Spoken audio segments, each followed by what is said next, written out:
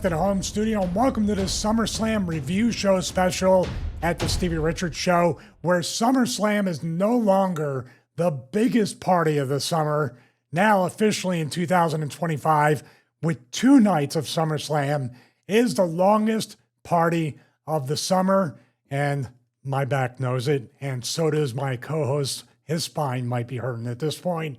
James Romero, how are you? Right, okay, so you're going to be grumpier than me for once on this one, because I'm ready to go. I'm clapping, I'm stomping my feet, I'm getting the crowd going, and then you're like, man, my back's hurting. So, this will be a roles reversal for this one, but yes, this is a special episode as promised, and we are going to deliver as well. SummerSlam 2025, both nights, we both watched it. We've got what went wrongs and what went right. Many opinions on many matches, let me tell you. Also, I have to say, and this is a teaser for later, the fakest thing in the history of pro wrestling happened on night 2 of SummerSlam. I wonder if you can guess what it is if you watched. I mean, if you watched it, you can't hardly have not noticed, I guess. Or, in fact, actually, because Chris was around my house, he didn't notice first time, but we'll get to it at the time. We'll do the very quick... Yeah, I've never seen you just chipper and up there. Are you just doing it to be like an antithesis of what I am, where off camera before the show even started because of my back, I think I might have dropped more F-bombs than the entire lifespan of this show off camera. So that won't even be on Patreon, by the way. Yeah, that's true. It won't be on Patreon because this is a special and we are racing through this. But we're going to have our regular show on Friday as well. But we'll do the quick version of the intro and then we've got to get straight into it. So Stevie Richards Fitness, I encourage you all to go there, picking up steam with Stevie's new line of content and talking to the camera and just taking it easy, I guess, and just explaining things about fitness, including myths as well. Like some of the examples was like, myths about, working out and aging at the same time, influencers, and the myths that they are perpetrating out there and not to compare yourselves to and that kind of thing, and it's doing very, very well. Stevie Richards cameo. Last time I spoke to him and said, how you doing? He went, I had 5 cameos come in this morning, so that's great. He's getting multiple ones every single day, so if you want to get on that train, get a cameo from Stevie Richards before he bumps the price up at my insistence, then you go to... you just search Stevie Richards cameo, you'll find it. And it's the reason why he is one of the most popular people on that platform is 1, we push it very hard, and 2, he gives the best bang for your buck. And so many people will agree with me on that. 5 stars all the way around. And most importantly, the Stevie Richards Patreon as well. We're recording this on a Monday. A match watch-along will actually be on Patreon today as we record this, and maybe today as this show releases. We're not sure. It sort of depends, really, how quick Chris can turn it around. And that is going to be British Bulldog versus Bret Hart, I believe, SummerSlam 92. Yeah, and actually it did hold up quite well. We talked about it on the last episode 57, and definitely something that goes live every Monday, 9 a.m. Eastern time. Here's another thing for the fitness channel, just to give you a little preview, because I thought, I don't have enough heat in the world outside of wrestling. How can I make people get mad at me in the fitness realm, the fitness category, the fitness field? My new one is exposing Amazon fitness brands and how they're shady. You should do Temu next. They've got some of the funniest ones. Actually, like Will Tennyson's Alibaba, done one. Yeah.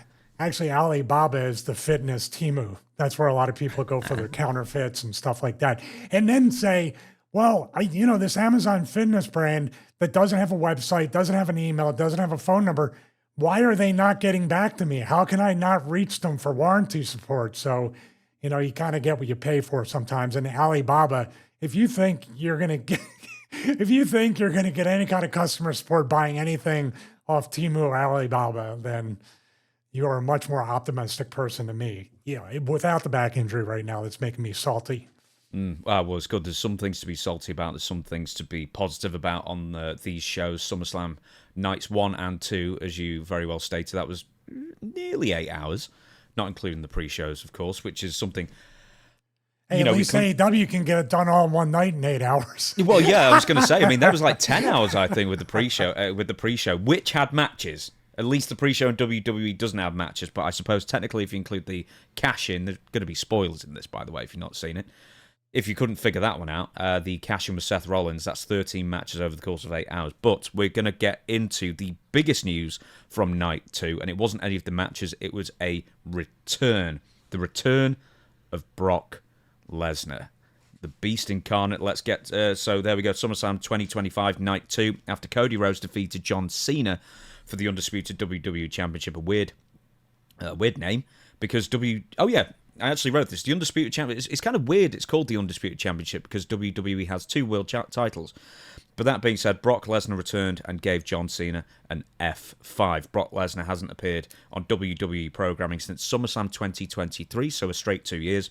Was going to be returning at the 2024 Royal Rumble PLE, but that was cancelled when Janelle Grant's lawsuits was released, I think, either the day of or the day before.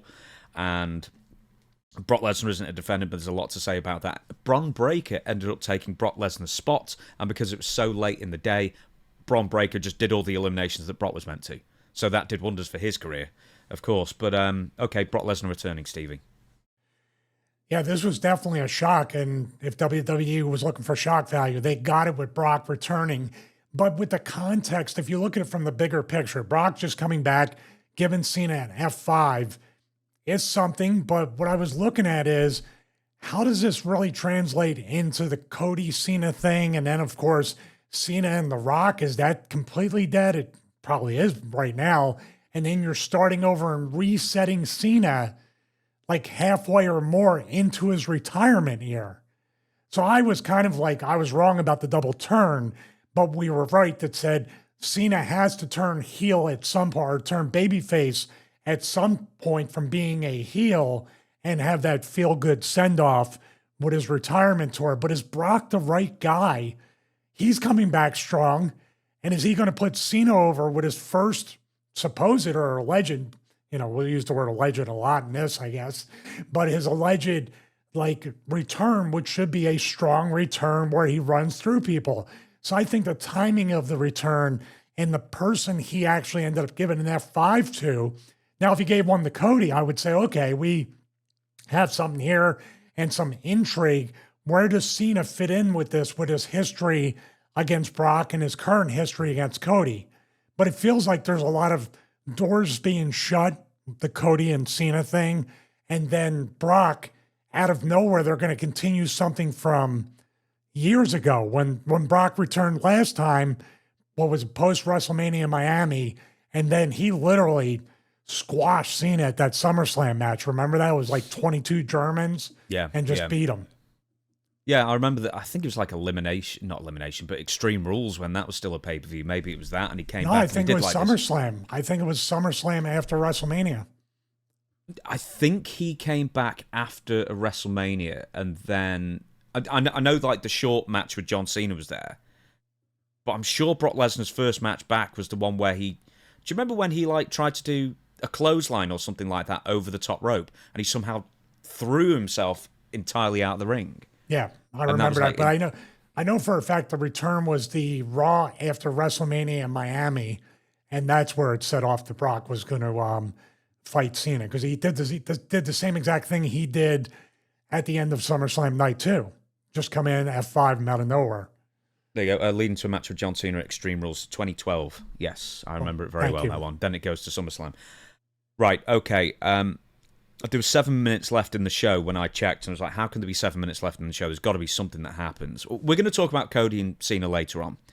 Brock Lesnar turns up, cowboy hat and the hair and all that kind of thing, gets a big reaction from the crowd, which he's going to get. He's not been seen in 2 years, regardless of allegations made, which I will briefly mention, and then makes a statement, leaves. So that's 2 nights of SummerSlam, both with a surprise thing happening at the end as well. But for people who don't know why it's so controversial, Brock Lesnar's return is that he was implicated, he's not part of the suits, by the way, but he was implicated and mentioned quite a few times into some dodgy behavior, shall we say, is that Vince McMahon I don't know if this is around 2020 or something like that, I don't have the suit in front of me, that Janelle Grant was apparently offered up to Brock Lesnar as a bargaining chip to get Brock to re-sign with WWE because UFC and WWE were supposedly in a bidding war at the time. This is before TKO amalgamated both companies. And the idea was that Brock Lesnar requested videos and photos. She complied, or Vince McMahon made her comply, depends on who you believe in that. And then apparently she was offered up as a bargaining chip, which Brock Lesnar did not consummate, according to the civil suits, because he was too drunk. So, once again, nothing, I guess, illegal happened from Brock Lesnar's point of view, but it's still a really bad look, and he was been off TV for 18 months. He was taken off the Royal Rumble and then paid to sit at home for 18 months over that. A very confusing, fluid situation. I mean, this is something that may go to arbitration. You, in the show notes, had kind of guessed that this is a hint that is going to go to arbitration and not be accelerated into the higher category of any kind of criminal and civil type things. Because we are looking at, because she did go across state lines to certain shows and everything, we're looking at sex trafficking with what could be charged with Vince. Now, obviously, that has not happened yet. I don't know how slow the wheels of justice need to turn, but it looks like with Brock returning, it would be an educated guess that this is on the back end, or the back nine, as you would say in golf, and kind of going to go away. Or, as you put after in the next paragraph, TKO doesn't care. Who cares, right? And apparently the fans didn't remember nor care, because he got a huge babyface reaction to come back, unless they're caught up with the moment, because there's very much a Pavlovian response. Hear the music, you're going to react, no matter all the other stuff kind of gets wiped away, kind of like the mind eraser from Men in Black. Maybe they had one of those things in the box truss on all four sides going. They would, well, I mean, they've got power to those posts. Yeah. You know, and by the way, this is not the same exact crowd, but this is the same WWE crowd that when Vince came out during the height of all this stuff, they're holding their female daughters up, their little children, offering them up. So, hey, listen, you go there, you want to watch wrestling, you want to have a good time, you want to ignore all the other stuff, that's cool, but there's still another side of the PR of TKO, WWE, and also my guess, once again, an educated guess, absolutely nobody asked these questions of Triple H in the post-show media scrum. We didn't even need to watch it to say that didn't happen. I'm glad you mentioned that. Because did you know that there wasn't a press scrum for SummerSlam nights 1 or 2? Really? Isn't that amazing coincidence? That Brock Lesnar's returning, and then all of a sudden they don't have a press scrum. Here's the thing, right? So I think WWE may have brought these press scrums back because AEW were doing them at the time. And then at the beginning, WWE were inviting questions in, you know, some of the more difficult ones as well, mostly answering them horribly. And then, you know, sometimes banning or pretending not to ban, but, you know, we don't have enough room for certain journalists who actually would ask difficult questions. And then it just devolved into a farce where they only want the stupidest questions by the biggest marks possible. So at that point, because, you know, they want to invite legitimate media and whatever, but they want it on their terms. And that's not what a press conference is all about. So at this point, with Brock Lesnar coming back, I figure Triple H or whoever was in charge just went, you know what, we really don't need to do these things, because all we would have to do is field questions about Brock Lesnar's part or intended part in the Janelle Grant lawsuits. That's all we'll get, so why do them? What they did do is have, is he Pete Rosenberg? Whatever that DJ guy who's a total mark for WWE.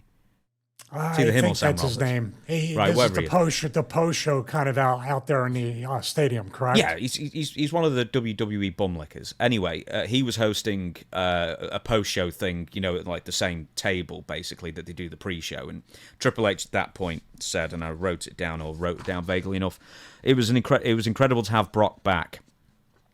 Which once again, it just exposes the fact that this is why they don't have press conferences anymore, because they can't control the narrative, whereas they can in the post show. Well, because they can't answer when someone asks a legitimate question. Enjoy the show. That was the last halfway tough question that dude got, and he was like, "Enjoy the show." It's like, what? Right? Should we talk about WWE, and more specifically TKO? I mean, they're just over the last few years, they've been such a scummy company between UFC and WWE with the Vince thing, with the Brock Lesnar thing that they're bringing back.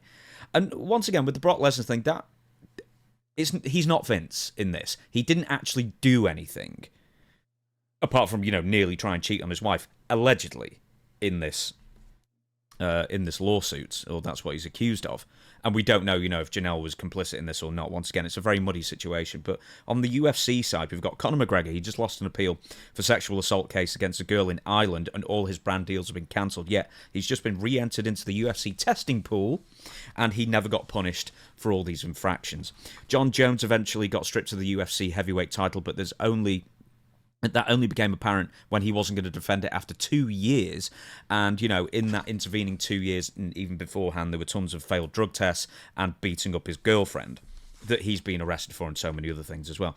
There's a UFC fighter, Bryce Mitchell. He was defending Hitler on a podcast and didn't get fired. And then there's another UFC fighter. I've never even heard of this guy. Cedriques Dumois, or however you pronounce it. He was charged April 30th with a home invasion, robbery, battery, possession of a weapon or ammo by a convicted felon, and drug possession, and he is still just been booked for a fight on September 13th as well. And how can we forget Dana White smacking his wife as well? Now, in fairness to Dana, his wife had hit him multiple times first, but then it was only the thing that got leaked was Dana smacking his wife, and he didn't even get a slap on the wrist for that as well. In all seriousness, Dana White found, after Dana White investigated Dana White, that Dana White did not do anything wrong, right? By the way, this is an upcoming roster for upcoming WWE TVs and pay-per-views.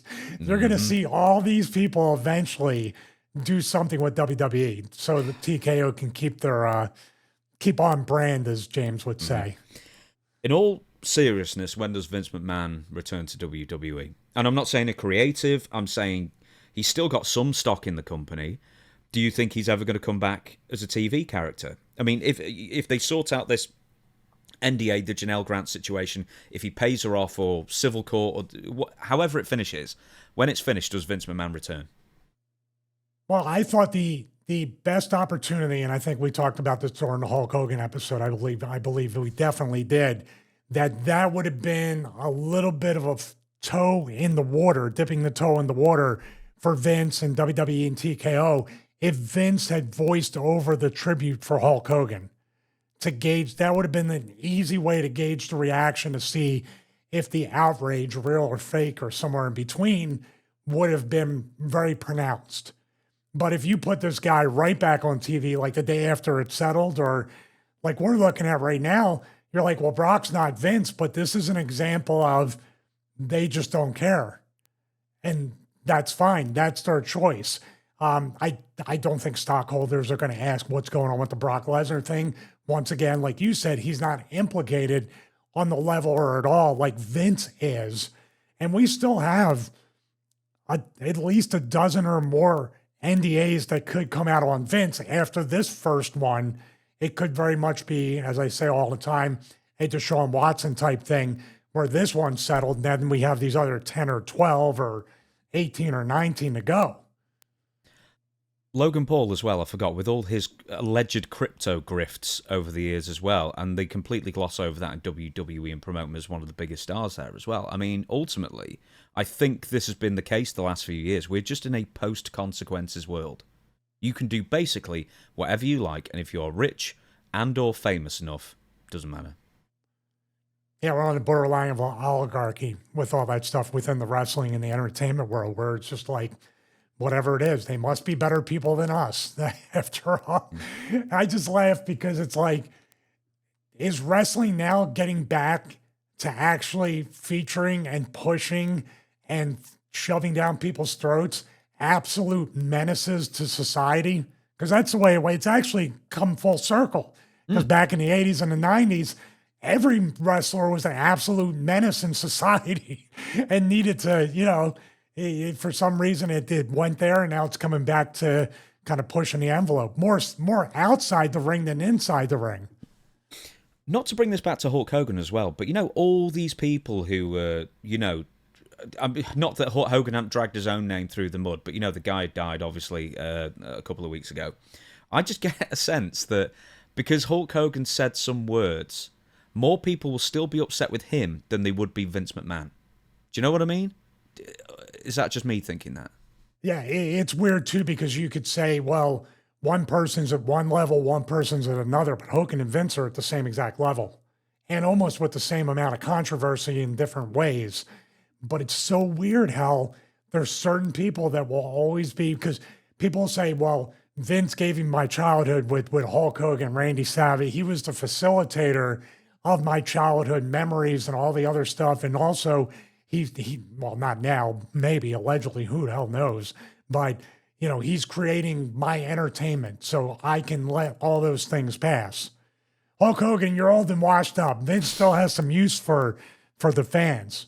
That's the way I look at it. He hasn't outlived his usefulness. When Hogan couldn't deliver that, and obviously Hogan didn't help his own cause, as you said. But yeah, it's a strange thing how Hunter, Vince, the McMahons can pass all this scrutiny and still be beloved to some extent. But Hogan now, even in posthumously after his death, there's people still hourly saying we're happy this guy's dead. We're going to move on to the show now. I promise you it won't all be negative, but this is just two things in a row. So we have Brock Lesnar, and I had to mention this because now, when he said it first, I always thought, there's got to be a bit of sour grapes here from Stevie when he said it. But you know what? I mean, your words are so born out of truth here that Triple H is the biggest mark for himself in the world. I've heard that he's now trying to market himself as WWE's version of Dana White. Come here, Stephanie. I don't mean that way. But she's a tough girl. He better be careful. yeah, she chin about. I've heard Stephanie slaps really hard. Yeah, she slapped me one time with a headset on as right to censor, and I still felt it on my other ear from where she slapped me. So yes, do not. He would not dare do that for her. Not much like Shane and Vince, and maybe Linda. Who knows? So not a smart move. Right, we'll get into why I said that now, actually, because I'll have a follow-up thing. But okay, right, so... But go back to the original statement that, like, with every episode, it feels like we bring his name up. And the only reason we bring his name up, because he brings his own name up. He calls his own name. But, I've been accused of it every single episode, that I have such a problem with Triple H, that I'm just bitter. I'm bitter, and I want a job at the same time, which means I'm an idiot, because I'm going about this all the wrong way, James, to get it back in WWE's good graces. But he just keeps proving me right. And I don't want that. You know what I mean? Especially if you have a 2-night, 8-hour extravaganza. You know what I mean? But I'll let you continue to apologize to me. I'm very sorry about that. He opens every major pay-per-view now. He opened both night 1 and 2, I think. But for some reason on my feed, that bit was cut out on night 1. And then I rewound it, and I'm sure I heard his voice. But, I did that. Yeah.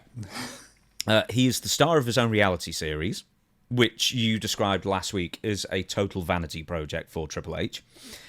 And there's also the White House video where Trump put Triple H on a committee for presidential fitness tests in schools. But it wasn't even that. I sent you the video, and I could almost hear the slap of the palm of your hand on your forehead when you watched him do the whole walking out the White House and go spitting the water out. Yeah, and I show these things to my wife just so I can get a reaction. So when we were watching the SummerSlam stuff, I said, "Come here, baby, I want to show you something." She looked, turned, saw him in the ring. "Are you ready?" And she's like, "Oh my God, this guy again." And it's got to be there's got to be a point where it becomes so stale that fans turn on him.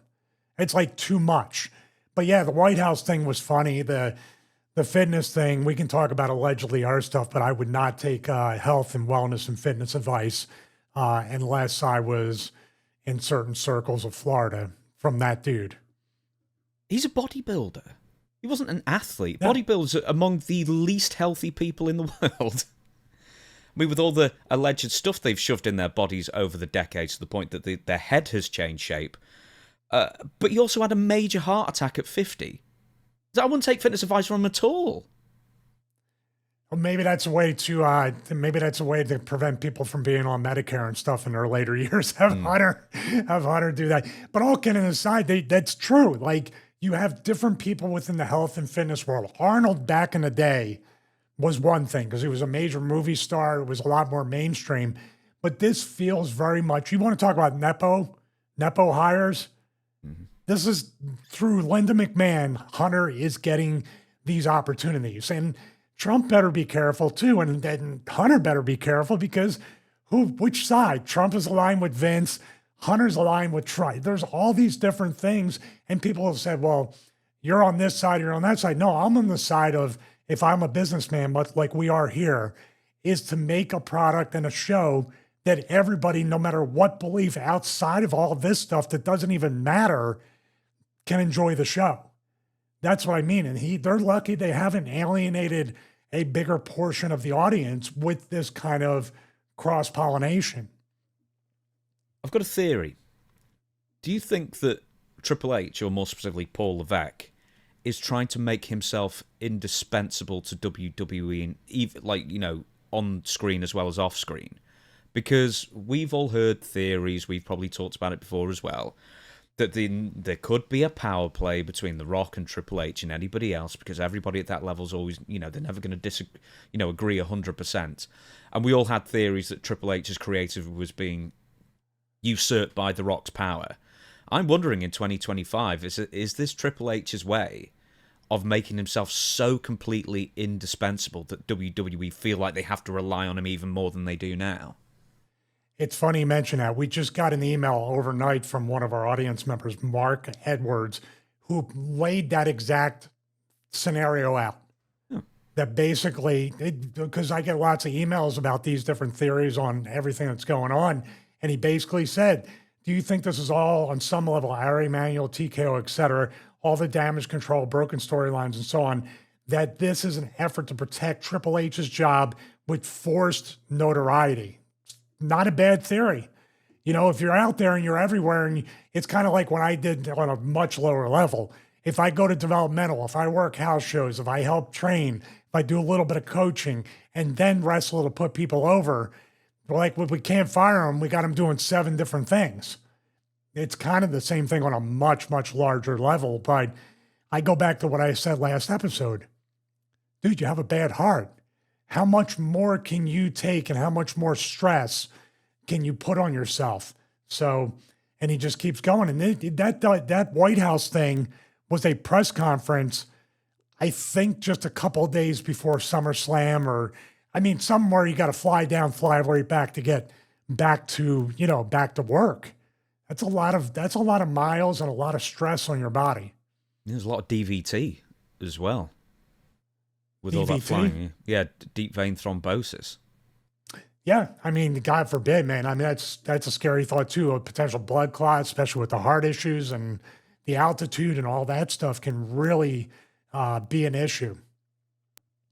Just to stick on this one more time, is this an opinion you had of Triple H, Paul Levesque, as he likes to be known now more? Is that an opinion you've just of that he was always a big mark for himself that you've come to in the last couple of years, or did you just feel that way when you were around him in WWE as well? Well, when he's a performer, we're all marks for trying to get our character as over as possible. Everybody's trying to fight and trying to figure out a way to get over. I had a propensity for putting people over while trying to get myself over to some degree to stay relative. But in that shark-infested water, or at the middle of the top to the top, it's a whole different world. What did it for me and what made me open my eyes up, because everybody had their suspicions, they looked.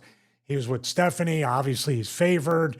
And like I said, it could have went either way. He could have been fired in a month, or Vince could have done worse to him for dating his daughter, or he's going to end up running the company, and we know what happened. But what stuck out for me, and you can go back to, we have the clip somewhere, I forget what episode it was, when the memo went out saying that Triple H in a video game, in no circumstance and no marketing materials and no videos, images, written text, whatever it might be, smoke signals, carrier pigeon, cannot be shown in a vulnerable position. I'm not saying pinned, or he has to be over everybody in every clip for the video game. To me, I was like, this dude's an effing mark. I need to do a correction from a week ago or 2 weeks ago. I was absolutely sure when you were saying with the Triple H Stephanie thing. Oh, I have a story, by the way. Oh, good. He had it. Go ahead. I was just going to say, I thought you meant No Way Out, which the month after that was in Connecticut. You were talking about the Royal Rumble, which was also Triple H Cactus Jack from the month before in Madison Square Garden. Yeah, that's my fault. I was sure you meant the month after, but whatever. Well, what I'm going to say is that I probably got myself in a little bit of trouble because there were times after this memo, and the boys kind of knew about it because obviously I'm going to tell people that I saw it. Whenever Triple H was selling at the monitor, like we were at the monitor watching it, I would stand in front of the monitor and cover it up. You can't see this. You're not allowed. Excellent. Right, we're going to get to SummerSlam night 1. Opens up with Jey Uso, How did Roman it start Reigns. again? How did it start again? How did it start? Oh, I'm sorry, Triple H came out, yeah. Triple H came out and says, "Are you ready?" Jey Uso, Roman Reigns defeat Bronson Reed and Bron Breakker. Superfly splash to Reed. I mean, a good match to open. I mean, very, very briefly, is it worth noting that WWE these last couple of years, they always now put the second most important match first, which sort of flies in the face of the way that it's been done for so many, you do it sort of roughly in importance order. Well, it depends. I mean, sometimes, especially when you have, say, a Hell in a Cell, there's been a couple of times the Hell in a Cell has been first, correct? I think Drew and Punk went first on one pay-per-view. I mean, Jey Uso and Gunther were first. Rhea Ripley in the Triple Threat in WrestleMania was also first. I think it's a good testament to WWE, a great testament, actually. You have so much talent on the roster, and you do have so much going on. You can fill 2 nights. That was a question when they started the WrestleMania on 2 nights. So I was like, how are they going to fill it? They're managing to really nicely fill out 2 nights and make it make sense. But they're also making that first match on night 1 and night 2 kind of a bookend to the main event.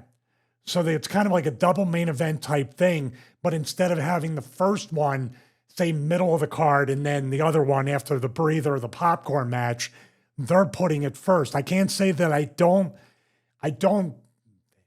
dislike this. I think it's good. And the way they're presenting is good. They could probably do a little bit more to show fans, like the first match of the night, we're starting off hot with a main event level match in this tag match or something like that. So what do you make of the match? We're also going to do a what went wrong twice in this match as well, despite the fact that it was a good match. It was a very good match. It just seems like the theme of these pay-per-views is almost like, don't you guys realize you have to work on Monday or the next Friday? It seems like they're leaving it all out there, which is great.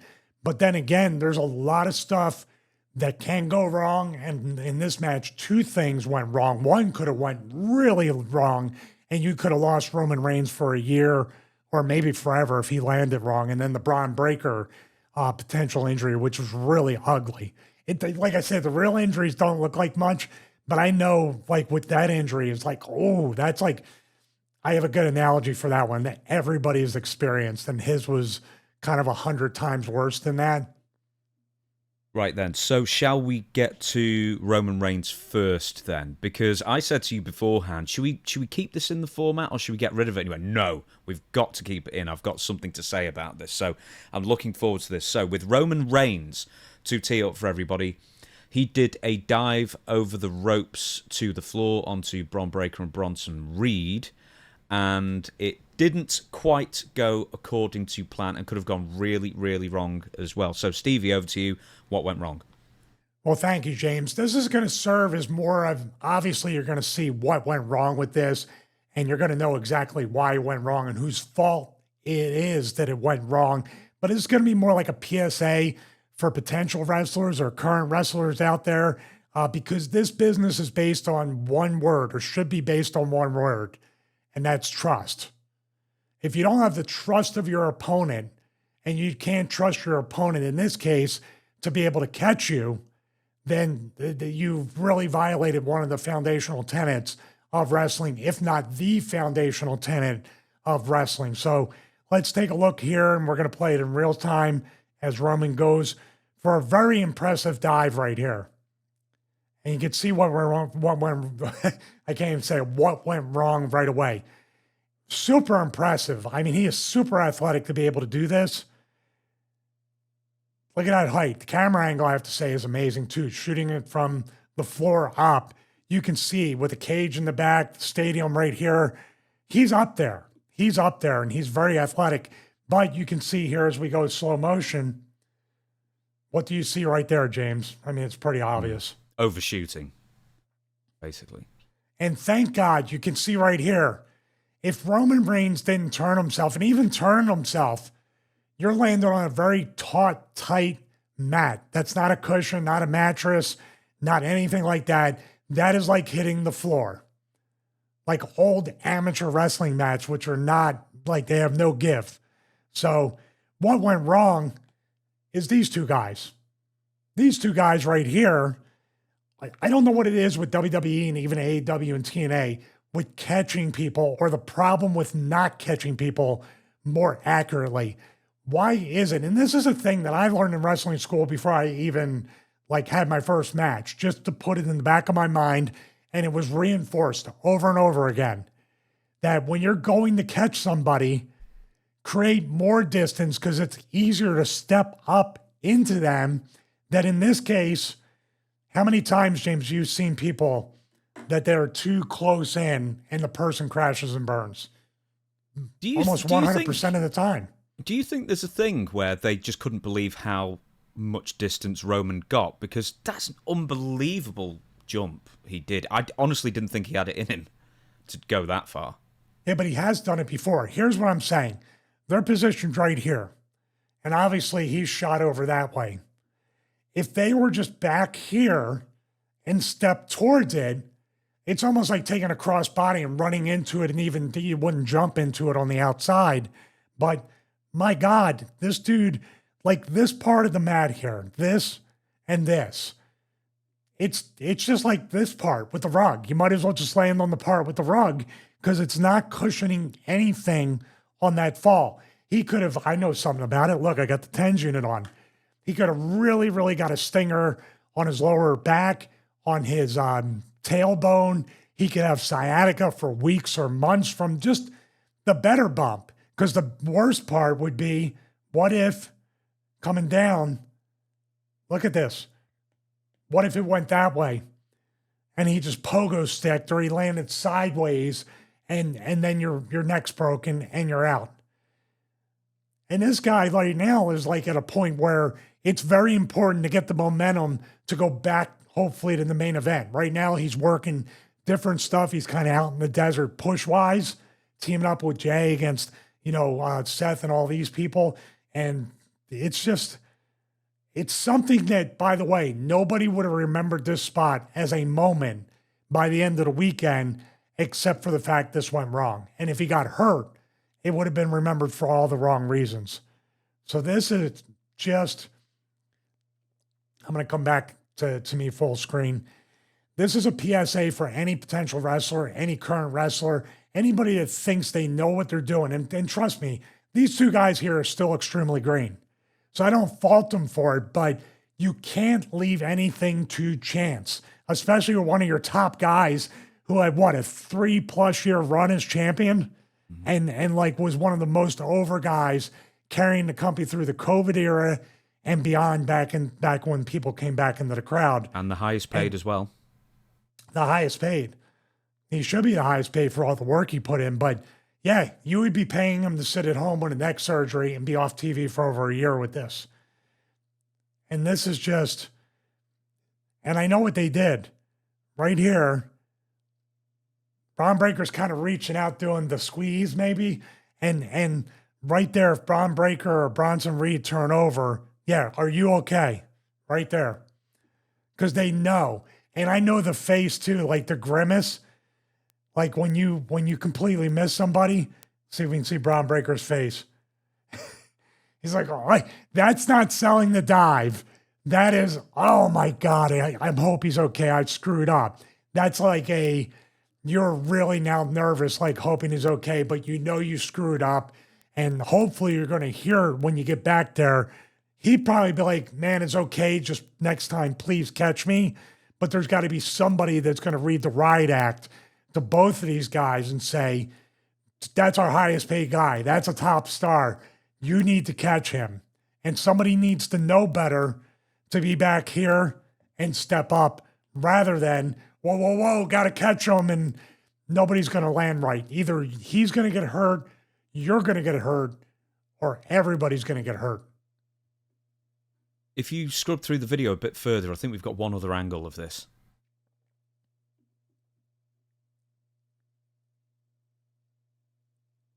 Right there. Mm-hmm. That is, dude, that's truly scary. I mean, they didn't even, I would say they turned him. He turned himself. He literally took, this bump here is the one in wrestling school where you have the arm back and you do like a tumble.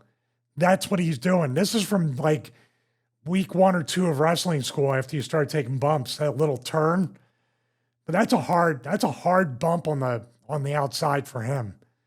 It's just, if they were just 2 steps back in that direction, then again, if you're too far back, it's a game of millimeters, centimeters, maybe inches.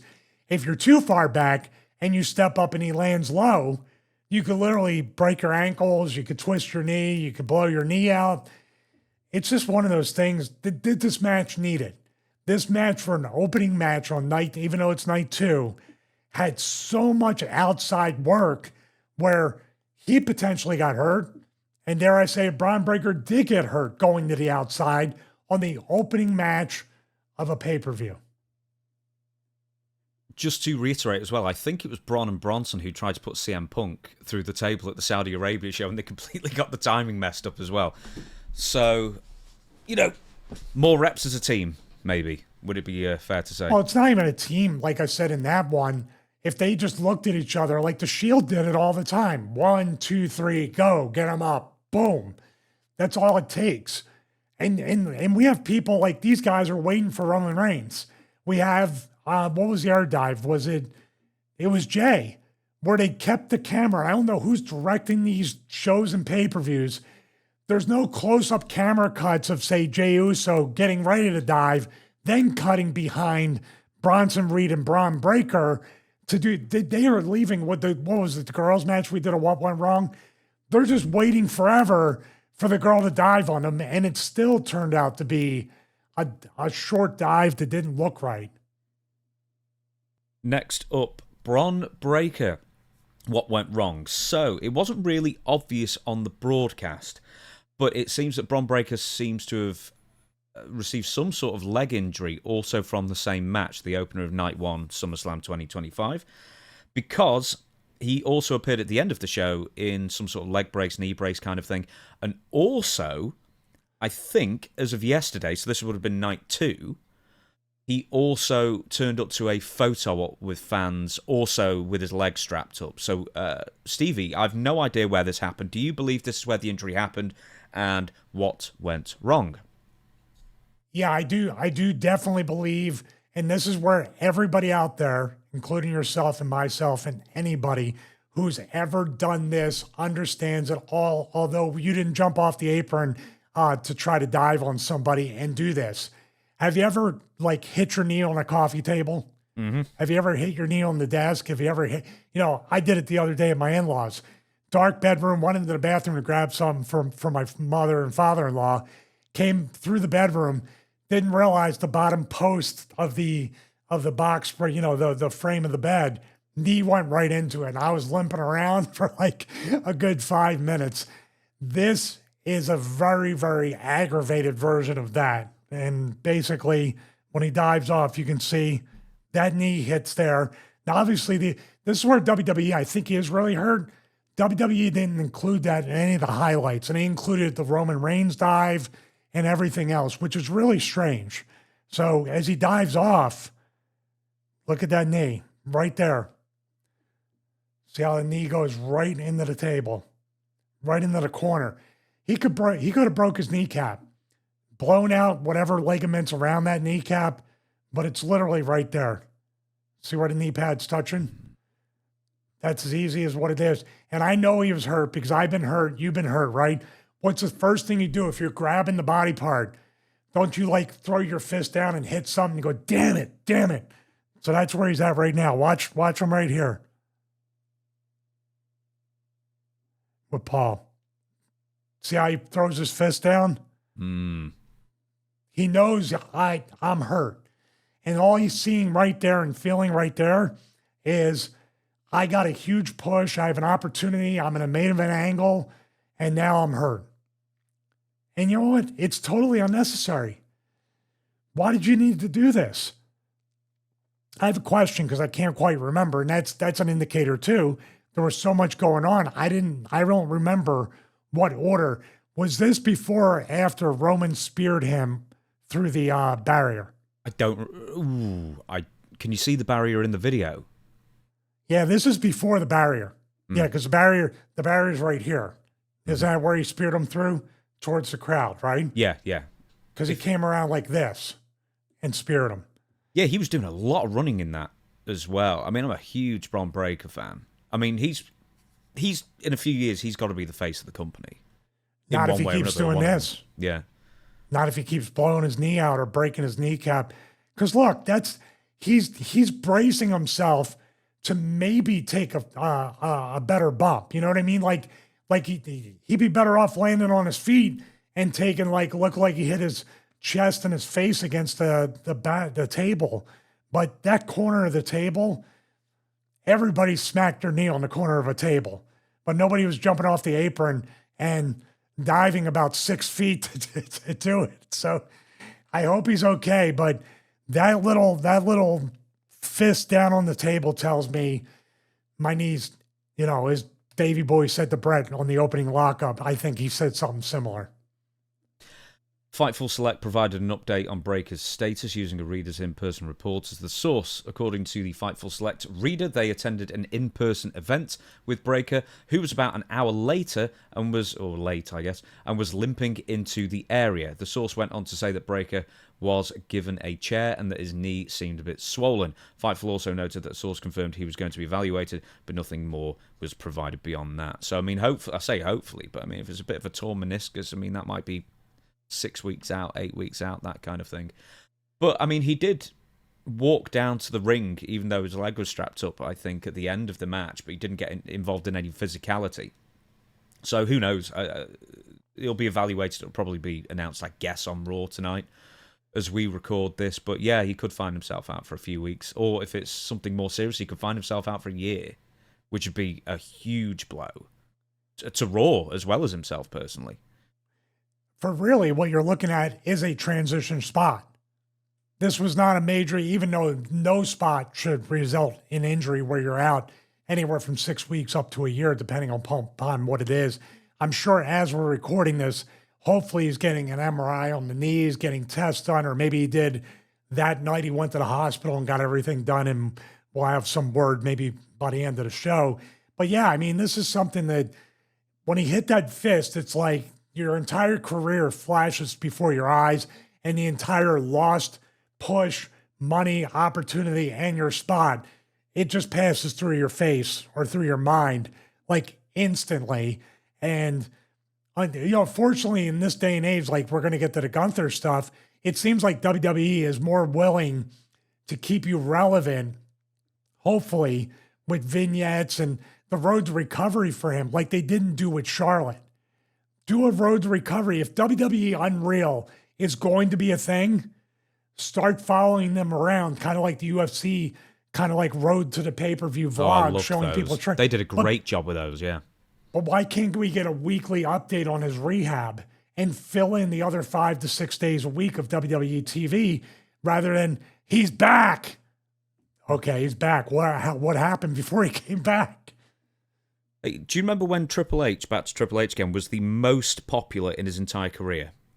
When they showed all that beautiful day music video, him eating the burger and the French fries and the restaurant and rehabbing and then coming back 60 pounds more muscle after a blown quad, that Triple H? Yeah, it is amazing how people keep coming back bigger than ever after major injuries. It still happens to this day. Though, I must be doing something. It happens between January and April most of all, whether you're injured or not. It's funny. It's funny seeing all the SummerSlam physiques after the WrestleMania physiques, isn't it? Ah, dear. Hey, right, by the way, I want to bring it up, and it's kind of a tease for the Seth Rollins segment where we're going to really go deep on that whole thing. Do you think there's fans after what happened with Seth Rollins at the end of night one that look at the Bron Breakker injury or any injury and they're going to go, He's just faking it. He'll be back in a few weeks. It's storyline. Mm. You run the risk. It's ironic that, the knee injury, one was revealed to be a fake, and then one was revealed to be, well, we think is real, but they've made no mention of it whatsoever because it didn't even look like he hurt himself. And they're in the same Paul Heyman faction, so they've got a knee issue thing going on with that faction. With They got like the Madden curse. These guys better not be on a WWE cover. That will start the Madden curse in wrestling. Right, we're going to do a couple of short segments now. Charlotte Alexa Bliss versus Judgment Day, Sister Abigail to Perez. Filler match that would have been fine on SmackDown. That's all I put. It was just a filler match as far as I could tell, or as far as I felt. Well, Roxanne Perez is not ready. We're going to talk about Lyra Velcro, as Vince Russo calls her. But this girl is we're going to talk about Jelly Roll. There's certain body language and the way you move and the fluidity and these things that make you look coordinated, like you have presence and awareness in the ring. Roxanne Perez is constantly looking at where she's at, to my right corner, my over here. And I saw a couple of things where in the past few weeks where this girl's like getting a hurricanrana or a head scissor and then waiting a good 2 seconds before rolling through on SmackDown, I believe. Might be Raw too, but it feels so fake and choreographed whenever I watch her work.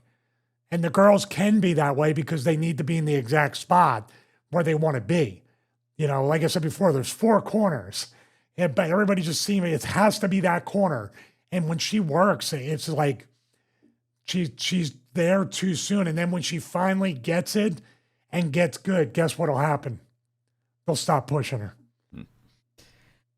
We'll leave that there. Sami Zayn and Karrion Kross, haluva kick finish, clean, 8 minutes. Just, I hate to say this because I know you're a fan of Karrion Kross personally, professionally, everything. This match had no one interested in it at all, and I think they wrestled recently on Raw, I believe, and they actually got more of a reaction there than they did here for the big blow off. Why? Well, I would say there's been rumors that Karrion Kross's deal's up at the end of this month, or actually it might be up now. I don't know. So what I saw was just kind of finishing him off before not re-signing him or not getting him re-signed. I don't know. This was very anticlimactic. Where does Karrion Kross go now? You obviously you've influenced nobody. You're so charismatic. You're the devil on the shoulder. You want people to tell the truth. And then you always lose. And then you learn your lesson and move on. I'm not saying it's his fault, because I know of that guy. He's very creative. You watch his TNA stuff, it's really, really good. That's his creative mind and what he can do. He has a book coming out. He directed some kind of movie or indie film or whatever and was part of that. Maybe they just don't like people to do outside stuff and they're trying to send a message. This is all speculation, but hey, I just feel like that felt like a send-off for him in a way. Yeah, Karrion, I don't think, before the Saudi Arabia pay-per-view, had he not been on a PLE pay-per-view for 18 months or something like that? And then he gets himself over in the sense of, he did the last time he had a video pay-per-view match, I'm sorry to interrupt, the last time he had a pay-per-view match, I think was when he first came back and wrestled Drew.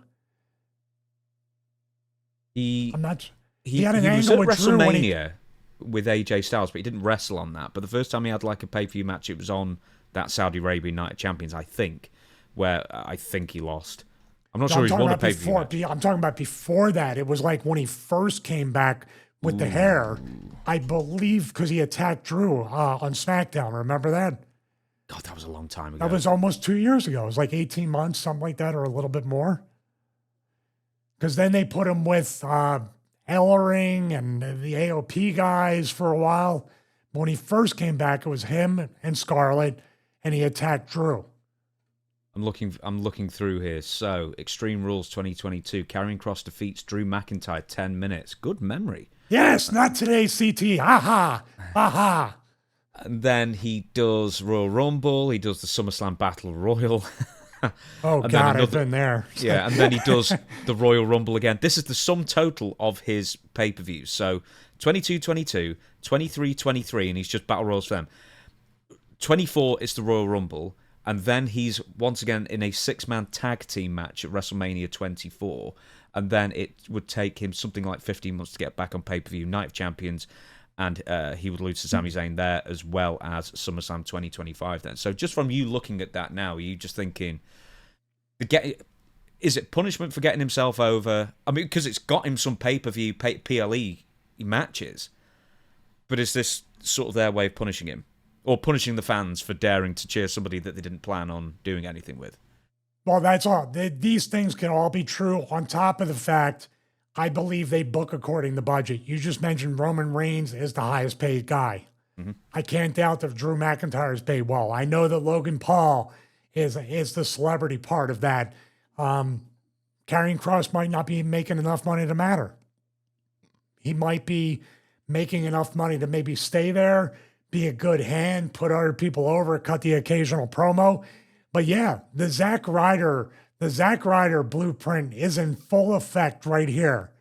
Do good, but don't do too good unless we let you do too good. And if you do too good without us letting you, yeah, you're gonna look like an ineffective heel. And dare I say it, man, if you look at Karrion Kross, you look at Sami Zayn, who do you think's a pro wrestler? This is sort of the inverse, actually. We're going to be talking about Tiffany Stratton and Jade Cargill. Jade, since September 2023, when she was hired by WWE, was always pegged as the future WWE's face of the women's division. I think that was pretty clear for all. And now, and we'll get through her whole story in a minute, but they only trusted Tiffany and Jade to go 7 minutes for a major title match. And there's good reason for it. I mean, I'm not saying anything out of line here, that they're both green. Tiffany needs to be led by the hand. Jade needs to be led by the hand and then some. I dare say below average quality, nothing major got messed up, really, aside from an Alabama slam because Jade's legs are so long and it sort of got caught up in the mat as she was going down, and Tiffany's quite small. And also where Jade hit Tiffany with the finisher and then she rolled up Tiffany too much and then basically placed her leg on the bottom rope to break the pin as well. We don't have footage of that, but just to describe to everyone what happened. Well, you just described it.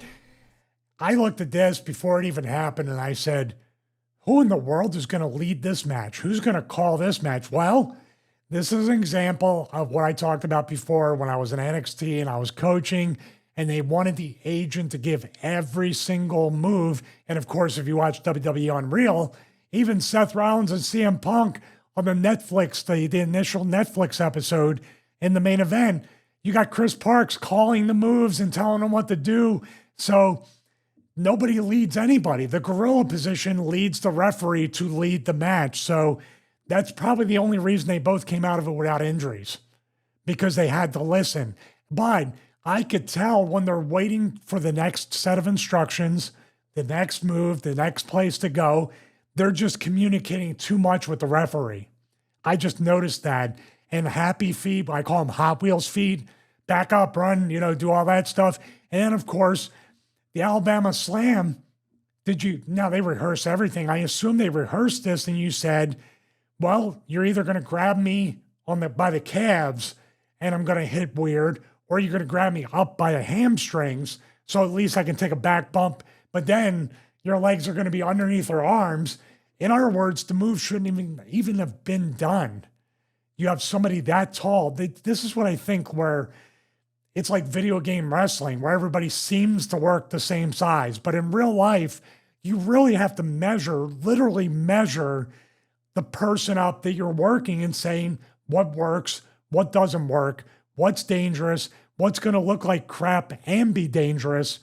And I just feel like what would be cool? That's what it is. And, Bob Holly's sitting there now in Alabama or wherever he lives going, my moves, I'm still the most over one to do it. Was he the inventor? Yes, I believe. Well, see, people are going to correct us in the comments. I'm sure there was somebody in Bob's career in Memphis and Alabama and Continental, wherever he worked, that did that move, maybe Japan. And he brought it over from there. But I can't remember. I can remember a ton of people doing it, even trying to reinvent it, like Drew McIntyre and Rick Ross which wasn't a great idea. That was Saudi Arabia as well. Haha, not today, CTE. Aha. Tiffany, it just seems to be like flipping rings around Jade like the entire match. We're going to talk about Jade for a minute. So it very much seems like Jade is done as a top star in WWE. You said, well, Karrion Kross, he's got some, something to offer, but maybe he doesn't make enough for the creative team or Triple H or Ed Koskey or whoever else it may be to give him that TV time or develop his character too much because you've got all these other people. Jade's the opposite. They've given a chance after chance after chance. They've almost bent over backwards, like they did with Travis Scott in a sense, in a way, to put her in a position where she would be of like a huge amount of value to the company. So I'll give you an example. September 2023. Didn't debut till the Royal Rumble 3 months afterwards.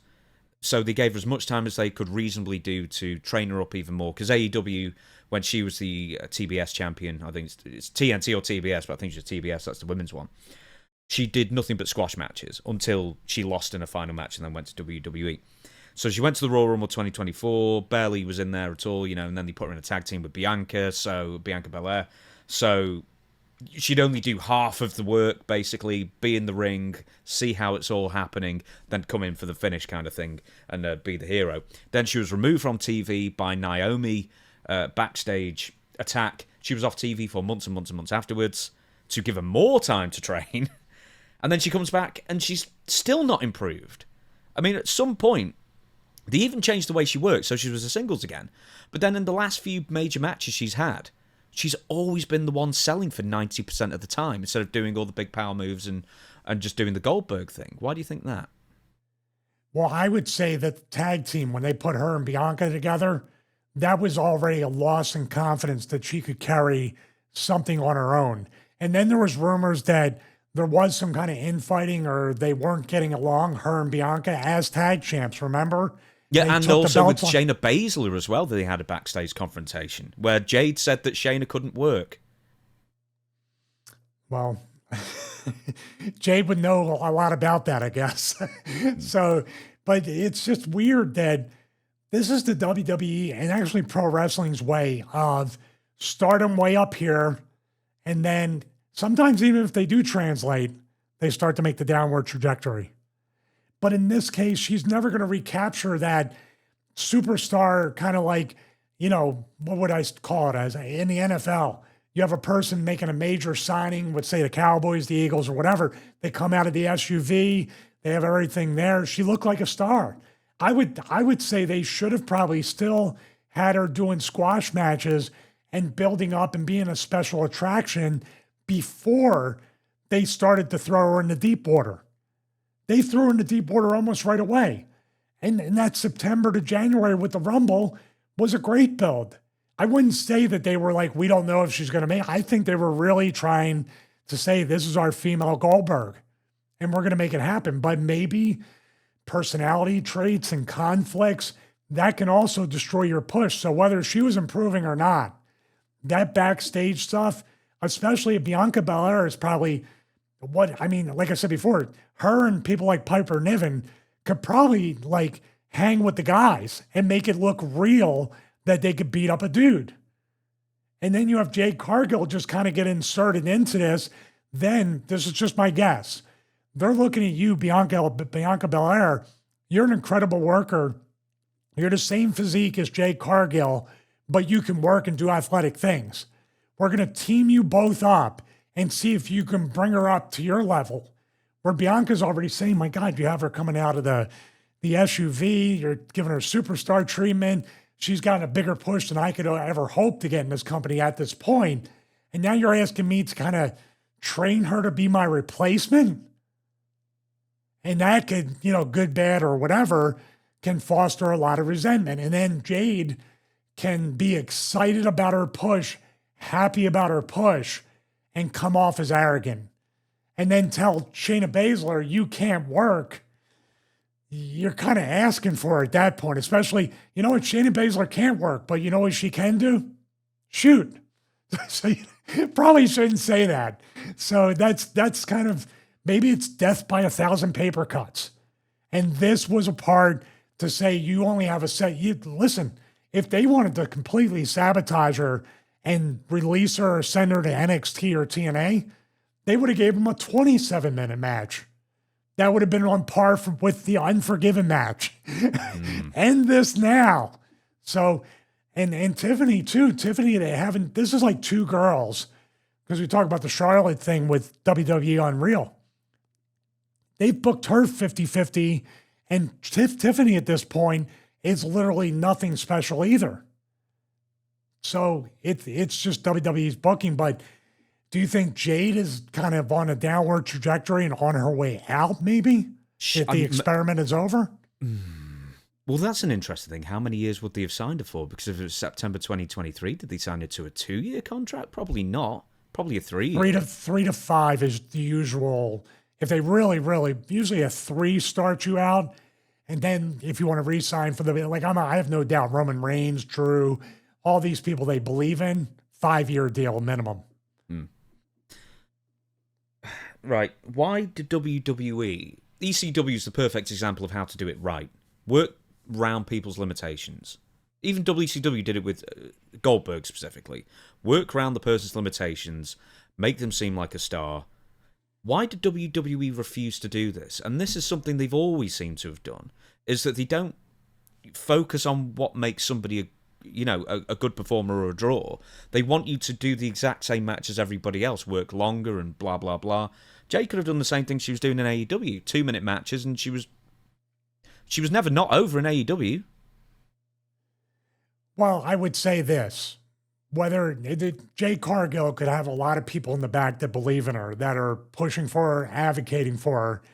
But then all you need is 1 or 2 or maybe a little bit more when the knives come out. And I'm not saying if she said the thing that she said to Shayna Baszler, she's already ruffling feathers in the female locker room, which means it's passing up to management.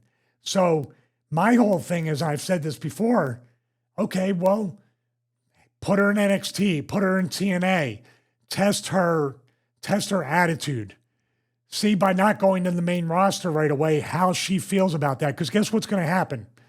I think Jade's going to do more work in NXT and maybe even in TNA in order to hopefully get it. But they've already got the first impression of her. So when she comes back, she's fighting an uphill battle all over again, much like Roman Reigns, coming back, and he knows to work from the bottom and go back to the top. But why does WWE do this? Why does wrestling do this, by the way? Why does wrestling feel like that they need to teach a person or a talent a lesson on a pay-per-view where you're supposed to try to make the most amount of money as possible? That's why I said they're a multi-billion-dollar company, but imagine how much more money they would make if they truly looked at it, if they took all the personal and the vindictiveness or the pettiness out of it and just tried to make money with people. Do you ever feel with Jade Cargill matches, it's always on the precipice of falling apart? And it doesn't usually. It's usually like, okay, she seems to get away with it, but I don't know if it's just because she's so mechanical. You know, she sort of works like the Great Khali, like a giant, in her movements and everything else. But she has no gears. She has no gears whatsoever. Yeah. Well, speaking of gears, do you just feel like you can just see the cogs whirring, like remembering the next thing and remembering the next thing? Because you were saying that you spotted that, constantly looking to the referee for the next instruction. Well, also Jade thinks, and this is something if you don't have a lot of experience, you think you're working, but when you do too much appealing to the crowd, looking around, doing all, because the ref will walk by you from behind and give you the instruction. She did way too much in between to try to fill in, exposing her inexperience and her greenness by appealing to the fans too much, pandering or doing whatever. It was very strange, and it's just, for a 7-minute match, and you probably rehearsed it for hours, you should just be able to run through it without having to be reminded of all that stuff. I have no good answer for it, except wrestling now is in the age of the reverse push. You start out on top, and the countdown to going back to 50-50 booking and putting people over and maybe getting released is on from your debut, where you usually win the belt.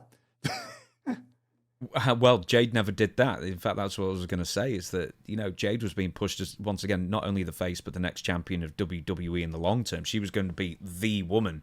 And then, you had like Liv Morgan and Rhea Ripley and Io Sky and even Tiffany Stratton, all sort of eclipsing her in just this fairly short amount of time. So even in 2025, I think people would say, finally, she's going to become the singles champion of SmackDown or Raw or whatever it would be. And then within that few months, people have just completely given up on it, in my opinion, because I thought she was going to win here. That was my bet. The last thing I thought was that she was going to lose clean in 7 minutes with a single prettiest moonsault ever. It just feels like, well, she's done.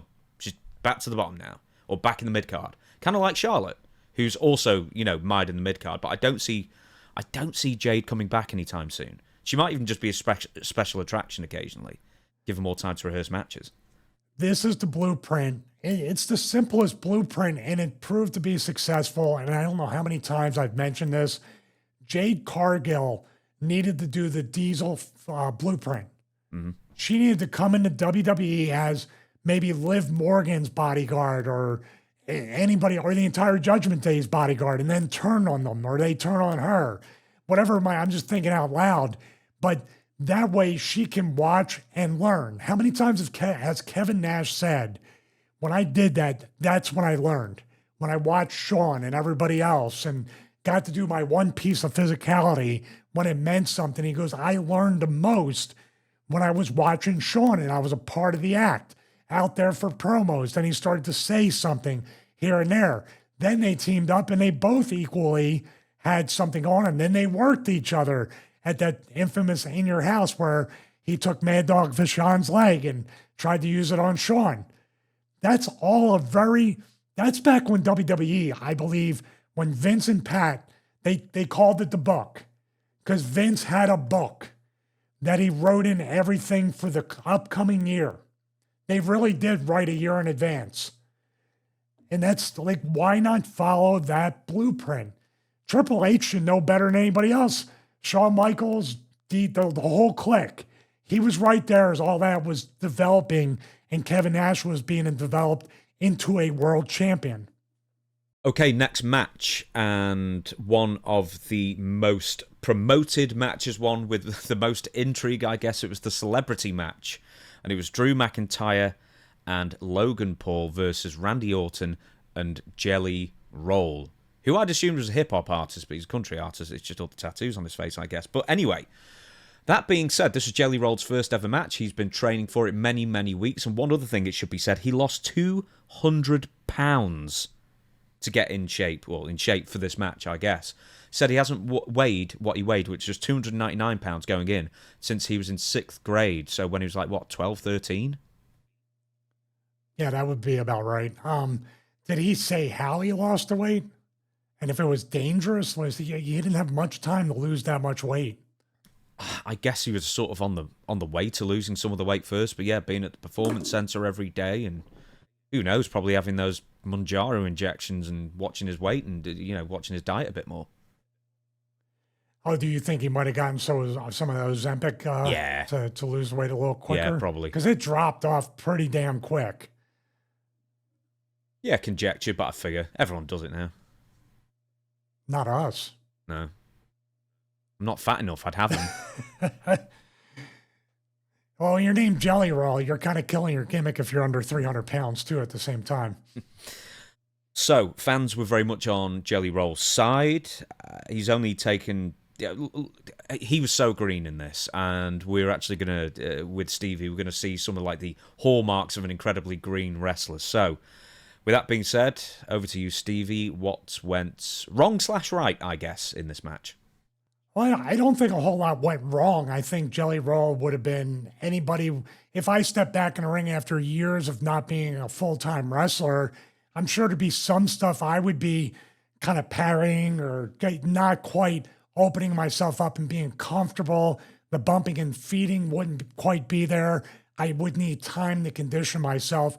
And obviously he's been at the Performance Center, right? Training. And they practice this match at the Performance Center. I 100% can tell just from this opening shot right here block the body slam, block the body slam me. That's a classic. Just if you're getting a DJ or somebody, a high school principal, this is the spot right here. But Jelly Roll's face is good. I have to say, you know who shined more than anybody in this match, especially for being a celebrity, is Logan Paul once again.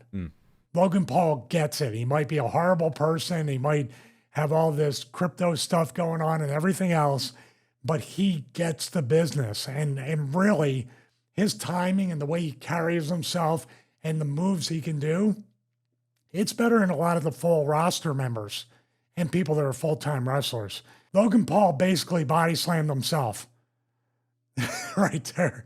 So here goes Joey Roll with kind of a Ric Flair strut into an elbow. Now, I know for a fact he's already blown up, and I would be too. You're excited. You're in a stadium.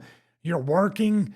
He's got a no performance center practicing of matches, is going to prepare you to be in front of a crowd with carrying 1/4 of the match. And he did carry a quarter of this match. So when he gets up here, I can tell, you know, Randy's firing him up. This probably isn't a good idea because he's just blowing himself up further to do it. So when he goes back to Drew, I like this right here. You got to give it to him. His facial expressions, everything he's doing, that is not green. He's playing along and he's in the moment, not just standing there. There are points where he's just standing there, but in this vein, it's pretty good. That proves he's green right there. He's listening. The slap was really good. We didn't get the sound out of it. Now, here's a question. Would you trust Jelly Roll to punch and jab you like he's about to do to Drew McIntyre?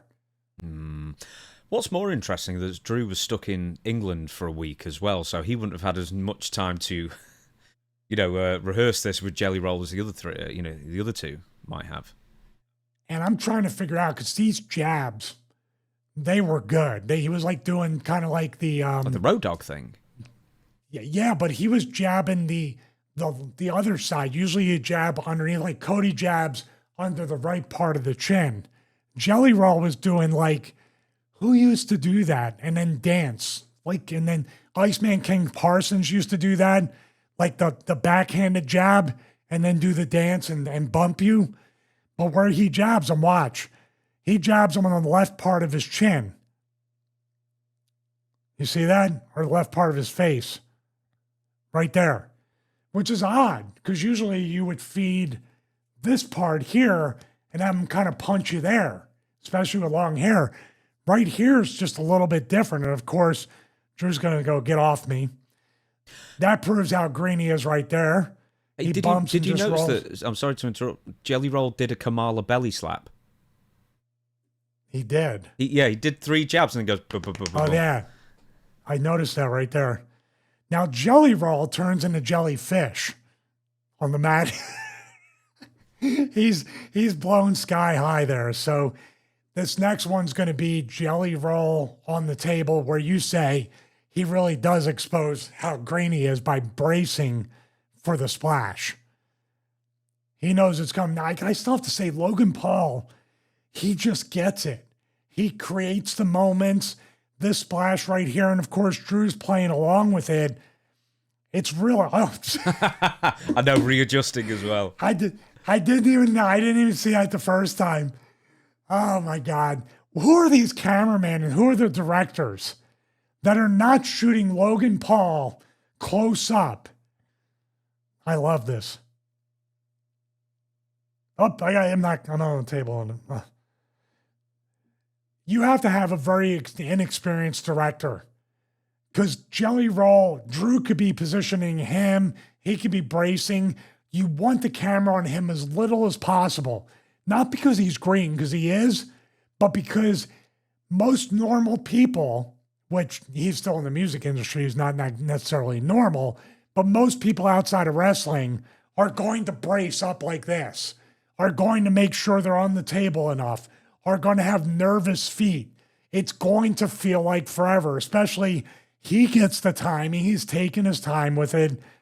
And Jelly Roll's looking at him. Let me give you a little bit of advice, Jelly Roll. Looking at him before he splashes is not going to make it any less scary. Is not going to make it hurt any less. This, once again, is that word we go back to the Roman Reigns thing. Trust. Jelly Roll's not experienced enough to trust Logan Paul with this. And here he goes. Logan Paul combining the 3-2-1 for the Claymore with the Austin drink hit and then the splash. It's a moment. And guess what, Jelly Roll? It still hurt, right? No matter. Even Logan Paul still selling, like his eyes almost rolling in the back of his head. It's just, on a personal level, everything this guy's done, you don't want to put it over, but we're here to put it over because he does a great job. Drew's face is awesome right there. Is that Jelly Roll's girlfriend? Probably. Now, it takes Jelly Roll and about 10 people to pick him up and move him and stuff. He does do good facials. You know, he's really exhausted carrying away. He probably was exhausted as well with the little he did. But, you know, I said this a couple of weeks ago on SmackDown, or Saturday night's main event, I think, and he was managing whoever it was, Randy Orton. He was out on the ringside. And his facial expression was like Miss Elizabeth. You know, on the outside, he had his hands to his face, and, you know, he was really into it. So it's a nice, refreshing take from someone like Travis Scott, who's acting like he's too cool for school kind of thing, and then someone like Jelly Roll, who you can tell he's a fan from, you know, childhood. I was like, wait a minute, it's Jellyfish, isn't it? But that was me making the joke earlier. I got his name wrong. So he has been watching classic moments in WWE and WWF. You know how I know this? Mick Foley. This is Mick Foley, Hell in a Cell. Exactly. This is Mick Foley, Hell in a Cell. If a radio DJ was reenacting it, I'm making fun of him, but he's doing a great job here. You might say on the surface when you first see the clotheslines, these are radio DJ clotheslines on an independent show in a tag match. They're not great, but for somebody that's never wrestled, they're connecting. He's hooking it. He's standing in the middle of the ring. He's firing up a little bit. And this choke slam, the jelly taker, that's what I'll call him right now. Yeah, but this is all Logan Paul taking every move himself. Oh, yeah. Logan Paul would have choke slammed himself and did a great job.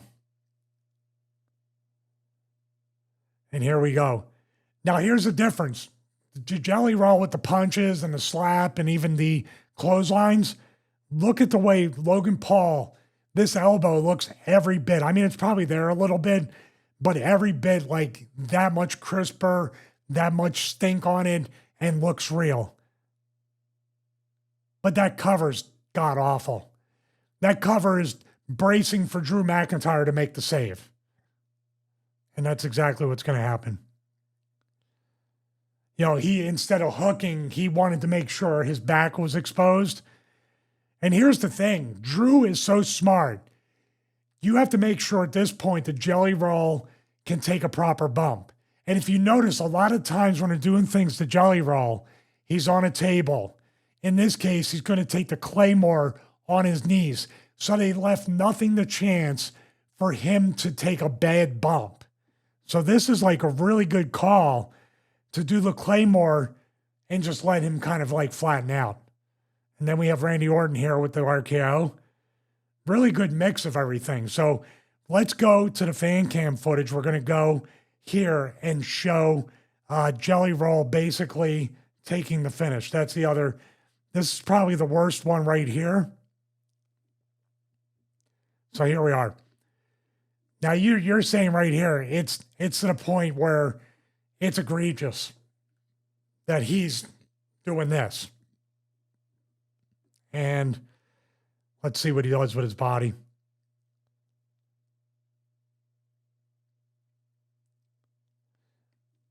It's just one of those things. It's just somebody that's not used to laying there and trusting somebody and knowing you're going to get squashed and it's going to knock the wind out of you. Wrestlers are crazy. They're like, oh, that's no big deal. I'll just lay here until the very last moment. And no matter, somebody could have told them, just lay there, arms spread out. And when Logan Paul goes and stands up straight, start to bring your arms in. And then when he's in midair, if you can get there to brace, that's when you do it. Jelly Roll doesn't have the eternal internal clock that comes with experience. And I will say this, WWE better thank their lucky stars that 99% of the people that they get for celebrity spots are Logan Paul, Jelly Roll, Stephen Amell, and other people, and you only get about 1% to 2% of the Travis Scott. That's Steiner math, 101%.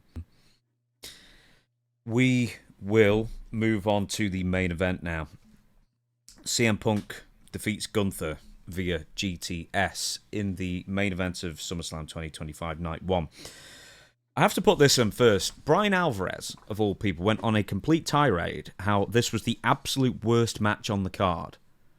And I was like, how can anyone, even professional marks such as myself and other people who cover this, be so conditioned? Are people so conditioned to WWE style that when a match actually takes its time and has a purpose and tells a story, that people who even criticize WWE or AEW kind of style cannot fathom an idea that this was just... it was what it needed to be. This is the purpose of this match. It was a grind down, slow, thoughtful match. And a few people hated it. Wait a minute. So you're saying this was a professional wrestling match? Is that what you're saying? Yeah, instead of... a stunt show. A stunt show, yeah.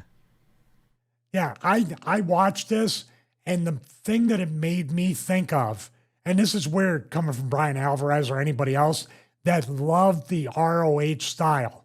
Do you remember the 3 matches that Punk had with Samoa Joe? Mm-hmm.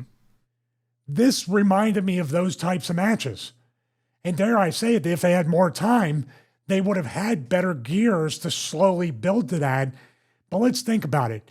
The match is a gloss over, and it sucks. Guess who else was a gloss over? Gunther. Again. So if you're gonna protest the match, you should protest the fact that Gunther was glossed over, probably for good reason, because he needs to have some sort of nose surgery or facial surgery. So it was kind of already in that Punk was going to go over. The thing we didn't know about was the surprise return off a knee injury that was supposed to take him out for a year, Seth Rollins. So we're going to discuss that part of it deeper after I talk about the match some. But I thought it was a really good match. I thought it was a good match. It showcased the fact, and this is where Bryan might be a little bit right. I think Punk overestimated the you know what be cool or different thing, and he didn't factor his age or the fact he doesn't really wrestle as full of a schedule. And when Gunther starts chopping you, the real part of those chops, it starts knocking the wind out of you. You get blown up a lot quicker. And I think Punk wasn't really ready for upside down chops, trio woe chops, chops to the kneecap, these different weird kind of chops that are just like the owie, owie, owie type things. And I think they wore Punk down a lot quicker than a standard wrestling match with standard chops. Did you feel that? I felt like after that trio woe, man, he was gassed. The thing here is that if you wrestle a physical match, guess what you're supposed to be? Worn down, gassed, winded, blown up, slower. You're trying, that's where the people are like, oh my God, we're on the deep end of this match. Let's get behind Punk because he's tired. Let's give him energy. That ladder match and the other ones, one gear all the way across. Stunt show. So yeah, it's going to stand out as slow, but guess what? Wrestling a match in a stadium is supposed to be tiring. That's why on the previous thing, when we talked about Jelly Roll, that's fine. Look blown up, look winded, look down, look like you're well beyond what you're capable of doing, because this is not your sport. Yeah, there were a couple of power bombs that he didn't take very well just because he was tired. I get that. Oh, and it hurt even more, dude. Yeah. The whiplash kind of rolling power bomb where you're kind of rolling into the mat, not a flat power bomb. Yeah, when did it become such a sin to act like you're tired, if you're tired, or even if you're not tired? Because isn't it meant to be a tiring, grueling sport? And it seems like this is probably more AEW than WWE, but it's pretty much across the board nowadays. Even in an hour match, you'll pretend to be tired, and then you'll just go straight into the next thing and, do a whole sequence of spots.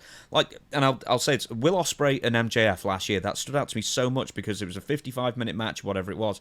Then the last 2 minutes, they weren't even breathing hard.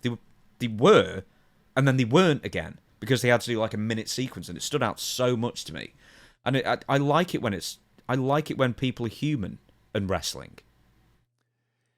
Well, I wouldn't even blame AEW. You know where this origin comes from? Indies? Shawn Michaels. Raven had always said he never liked Shawn Michaels' work at that point when it started to do that because he looked just as fresh during the end of the match that he did in the beginning. So how can you get behind it? Obviously, he sold, but then what would he do? Kip up and fire up and go right back into from zero to hero. So that's the real origin of where that went. Then you had the ROH stuff and the fight forever, fighting spirit, no selling it in the center of the ring. Yeah, and then we saw it in AEW All In. Dude, there was a sequence in there that are longer than some of my matches, especially with the Marine trailer. That tag match with the Bucks, Ospreay, and Swerve, where they all started super kicking and hitting and doing that. It was like just 40 to 50 moves in like 2 minutes. Remember that? Mm-hmm. And then they all were down. And then they all got back up and they started moving at 100 miles an hour again. I've got to say this, Wade Barrett plugged WWE Unreal during the match. It's like, if you watch WWE Unreal, you'll see CM Punk just before one of his other matches, and I can't remember if it was nerves or anxiety or tiredness or whatever it was he was pointing out, but it's like, yes, well done for reminding us it's fake for the 20th time during the match. But anyway, the finish was Gunther. He ends up, CM Punk gets the upper hand, goes under the announce table, and he reappears covered in, it was fake blood, by the way, and from a broken nose, so apparently it's coming from his nose, but in real life he's got a nose injury that he's going to be going off for some surgery. One, I thought was a clever way to write him off television in the short term, but also, this is the first time in so many years where blood directly led to the finish. It's like, how refreshing is that? That there was a cause and effect. Yeah, and at the same time, you're wondering, well, if he's bloody, he should have more energy after that, but he didn't. So in this day and age, the blood was like, I see my own blood. Now I can make a 5-minute comeback on you, But it was really, really done well. I was happy to see Punk win, but deep down I knew, like I said, didn't I say Punk go over? Then Seth eventually cashes in on Punk. They continue it. I didn't think it would happen the same night, but we're in a direction where, like, think about it. We have Punk and Seth Rollins now with, since Survivor Series 2023 is when they started their kind of rivalry. So we're going on 2 years. That's awesome. That's what we want to see more of. These guys can't stop hating each other. I like that. Why can't you have more angles that last 18 months to 2 years and they stay interesting and they dip in and out of, fighting each other? I like that. So, a few weeks ago, this was at Saturday night's main event. Seth Rollins, turns out, was not hurt at all. We did a video. Now, we were really on the fence at the time about this, whether the knee injury was real or not. And I think there was almost like a bit of happenstance, a bit of luck that led, that Seth Rollins got, is that it was a 2-move sequence. The first one, he sort of jumps over the ropes and does like a senton kind of thing, rolls up, and then when he gets up, his knee looks like it buckles. And from that, he goes to the Cape Brada, the backflip, and then lands on his feet, the lion salt.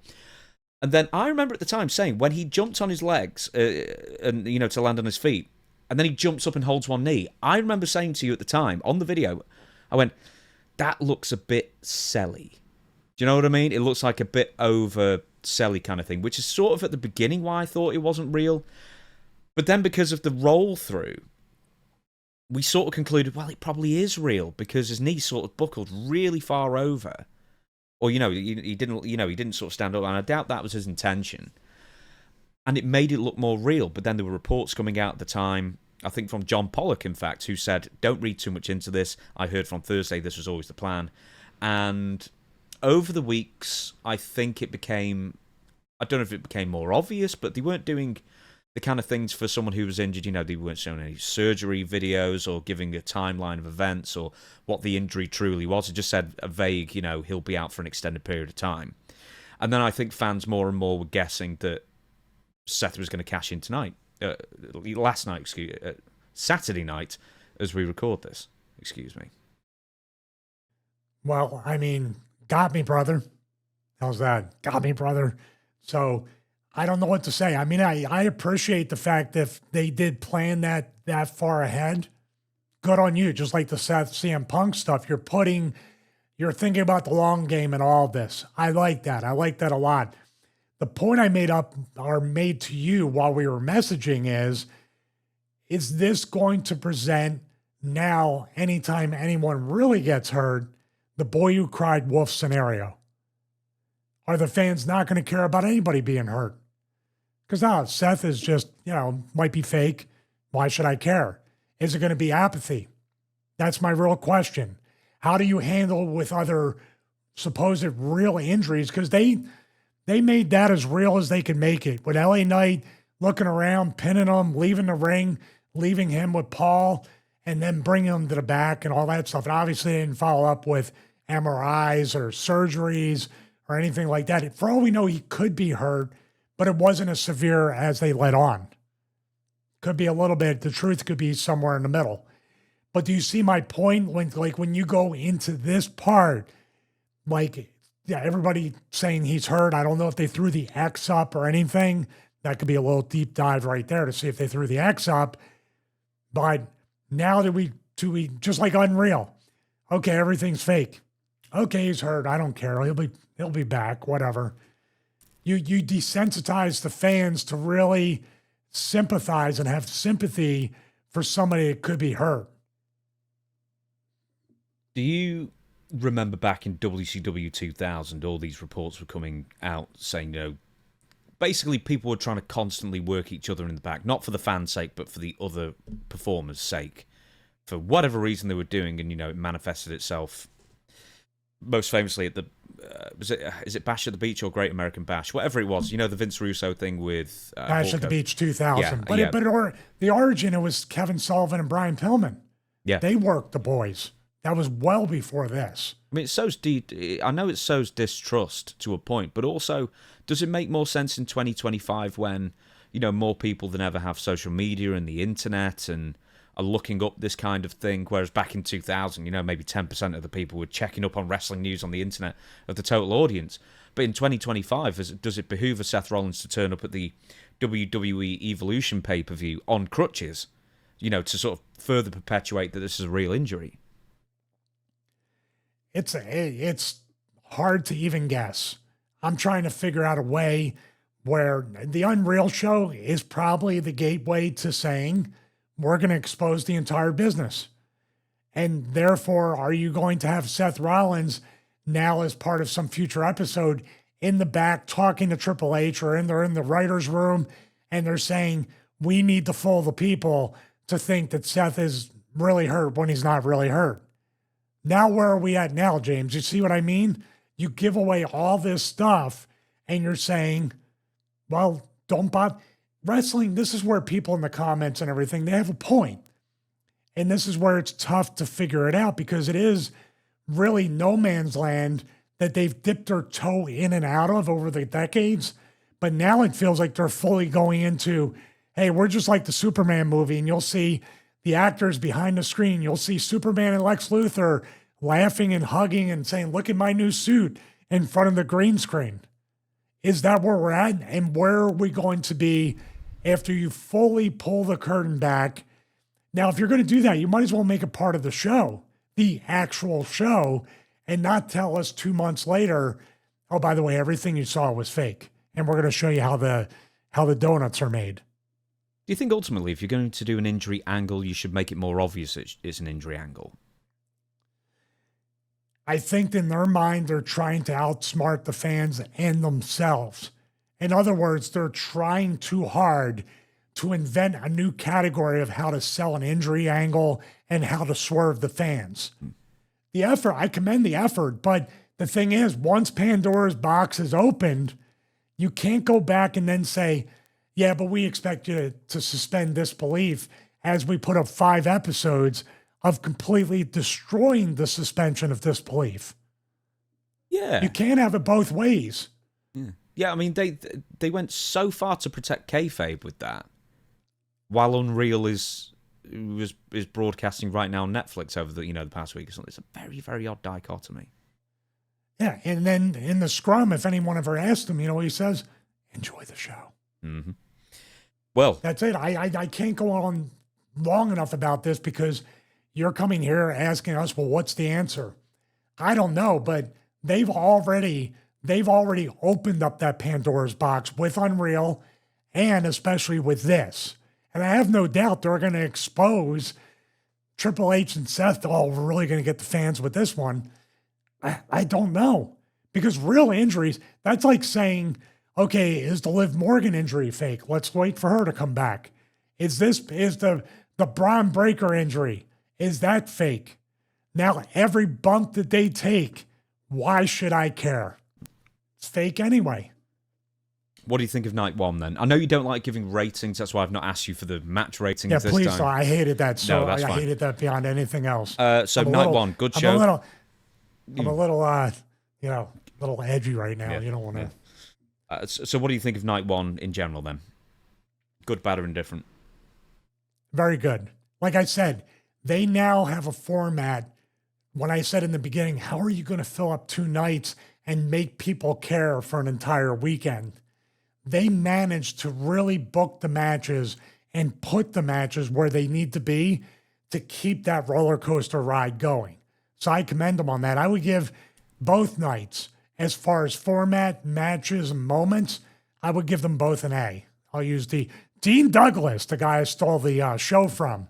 I'll give a grade instead of that. Right, let's go SummerSlam night 2. Right, I'm gonna say this, Stevie. You think if I'm being too nitpicky, but as somebody, obviously I've never worked in wrestling. I never am going to work in wrestling. But as somebody who is friends with, or worked with, or been in contact with probably most of the great bookers that are still alive at this point over the course of many years, SummerSlam night 2 really annoyed me.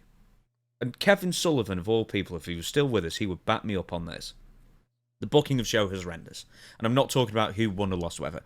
5 out of the 6 matches were hardcore matches, or no DQ. From the triple threat match to the main event, the only one that wasn't was AJ Styles and Dominik Mysterio. That really annoys me. 2 matches in a row featured an opponent being restrained by the wrists. First Lyra, Valkyria, and then Jacob Fatu in the cage match straight afterwards. 3 matches out of 6 featured tampering with the turnbuckles. 2 with the padding, and then the main event with Cody disassembling the entire turnbuckle and then undoing the ropes. And then there are also 3 or 4 matches on the same card that featured tables. I don't know if this is a request of Slim Jim or what, but damn, that annoys me. It's like, how could anyone do that and think you're ruining it? I mean, in the end of the day, it doesn't matter, but that annoyed me. That did. Well, I want to talk about that because I did give an A to both nights for the format and the theme. The theme of night 1 felt like more of a wrestling type thing. It had its moments of stunt show and all that stuff, but it felt like there was 2 different pay-per-views within the weekend. This is the way I think they were thinking. Night 1 is going to strictly be a wrestling. You're going to have your outside stuff, table bumps, whatever. But night 2 is going to be an ECW hardcore style pay-per-view or TLC or Extreme Rules. They were trying to book it like a pay-per-view within the pay-per-view type thing. I agree with you. When you put it all out like that, too much repetitive. I see with this compartmentalization. Why are the agents not talking to each other? Mm-hmm. Why do we have 2 matches with the same exact thing? And by the way, if you have sponsors, I would say like restraining a woman a sponsor could be like, I don't know about this. Like, what are you doing? Violence on women in general, some sponsors might not like, but we'll just put the liquor sponsor up on the banner We had 2 liquor sponsors. That's why I think this was meant to be maybe more of an adult-themed type of show, because the sponsorships outside of Slim Jim was the vodka and Mike's Hard Lemonade, right? I remember the vodka because that was in the main event, yeah. Yeah, but the ladder match had the Hard Lemonade sponsor. And also the Dutch Mantel Insurance General as well that I saw at one point. Oh, they don't offer health insurance. Yes. Outside of that. But what you said, 5 out of the 6 were hardcore. If everything's a hardcore match and you're trying to make everything special, nothing special. I agree with you. I'm just giving you what they're thinking. Night 1 is going to be themed this way with a format. Because if you spread out hardcore matches, by the way, shouldn't even have this many. If you spread them out over 2 nights, it's not going to translate. So they tried to put them all in one night. I get what they were doing in theory, but way too much. And also the people you were trying to get, dude, Becky Lynch and this Lyra girl, to have that type of match, sloppy, spotty. It felt like we'll get there. We'll get. No, but I'm just saying, save it. We'll you get there. give it. No, I'm saying overall. I'm not giving away too much. Come on, they gave. No, what I'm saying is you didn't pick the right players to put psychology into these types of hardcore matches, like a Drew McIntyre, Logan Paul, Randy. If you put that type of match forward, even with Jelly Roll in there, they'd make it make sense. These were just spots in here. So, yeah, why you have 3 matches all tampering with the turnbuckle? Why you have 3 to 4 matches? I know 3 to 4 matches with tables, all Slim Jim. That's what that means. One more thing. This is just, I think this is for international broadcasts after the fact, but SummerSlam, our version of SummerSlam, muted Michael Cole, mercifully, some might say, while plugging like the Cone Zone or whatever high sugar crap WWE are peddling at that point. Was that Triple H's health initiative? It might as well have been, yeah. Spitting ice cream out or something outside the White House. Yeah, for whatever reason, I don't know why, they mute Michael Cole at certain points when he's advertising stuff. And also in the intro, they do like a 20-second mute where it's just the music and then a shot of the arena externally or something. It's very odd. They do that, but they do that for whatever reason they do. Right, let's get... Do you think that's a licensing or a sponsorship issue where they're not paying... Exactly. They're not paying overseas fees, so it's only going to be in the U.S.? Yeah, but they're actually showing what the product is. They're just not having Michael Cole speak over it for whatever reason. Right, we'll get to the first 2 matches. We're going to be relatively quick with these because we've got to get to Becky Lynch and Lyra Valkyria. Naomi defeats Io Sky and Rhea Ripley. Roll up with the tights to Ripley from Naomi. As an opener, what did you think? Once again, was it also? Do you think it was the second most important match of the night? I do think it was very important. I think Naomi has a hell of a heel run going on right now. I think Io Sky's kind of somewhere in between. Rhea Ripley is the one. Rhea Ripley, sorry, Philly accent. This is the interesting one. Why are they calling her off so much right now? She's done nothing but jobs lately, and she's been really good, but she gets it. And this is why I said before, you get pushed. And she's had a couple WrestleMania victories over Charlotte, right? Mm-hmm. Tampa, and then the other one where Charlotte sat there and acted like she was a proud mama, you know, saying that she was very proud of her. But she seems now to really get her character. She seems to be a big part of Unreal. So why did you make her do the job? Very, very strange. This is the weird part too. Naomi is doing really well with the heel character. So it would have hurt one or the other. And then if Io Sky went over, it would have hurt both Naomi and Rhea. This was a really tough match to book a finish for. Maybe, just maybe, the politics. Roman Reigns, the Usos, she's married to one of the Usos, the Samoans, the bloodline. Do you think they put her over and kept her over because of politics? Yeah, maybe. I don't know. I don't know about that, but... She deserves it. She deserves it, but I think all 3 girls deserve to go over. It's a bad match to book. At this point, do you think Io Sky's cooling off a tiny bit? Just because she's been the champion for a little while, it was a surprise win on an episode of Raw, and then it's her time sort of, you know, to be champion just done naturally, to give someone else a go. Yeah, but it's kind of a quick turnaround from Rhea, and then Naomi's back in the spotlight. They kind of gave it to her. If you think about it, with everything else that people have title runs with, it was really just a cup of coffee. Maybe because she can't communicate in English language the emotion that the other two can. I don't know. Next match, Wyatt 6 defeat Andrade, Ray Phoenix, the Motor City Machine Guns, Fraxium, Street Profits, and DIY. Gacy pulled down the titles on the coat hanger. Any particular notes? It's kind of it was a good but kind of typical TLC match, 6 teams, a lot of people, and they weren't the only people in there. There were several women in there as well from Candice LeRae who took that big fall through the ladder, which did not look comfortable. Here's the thing.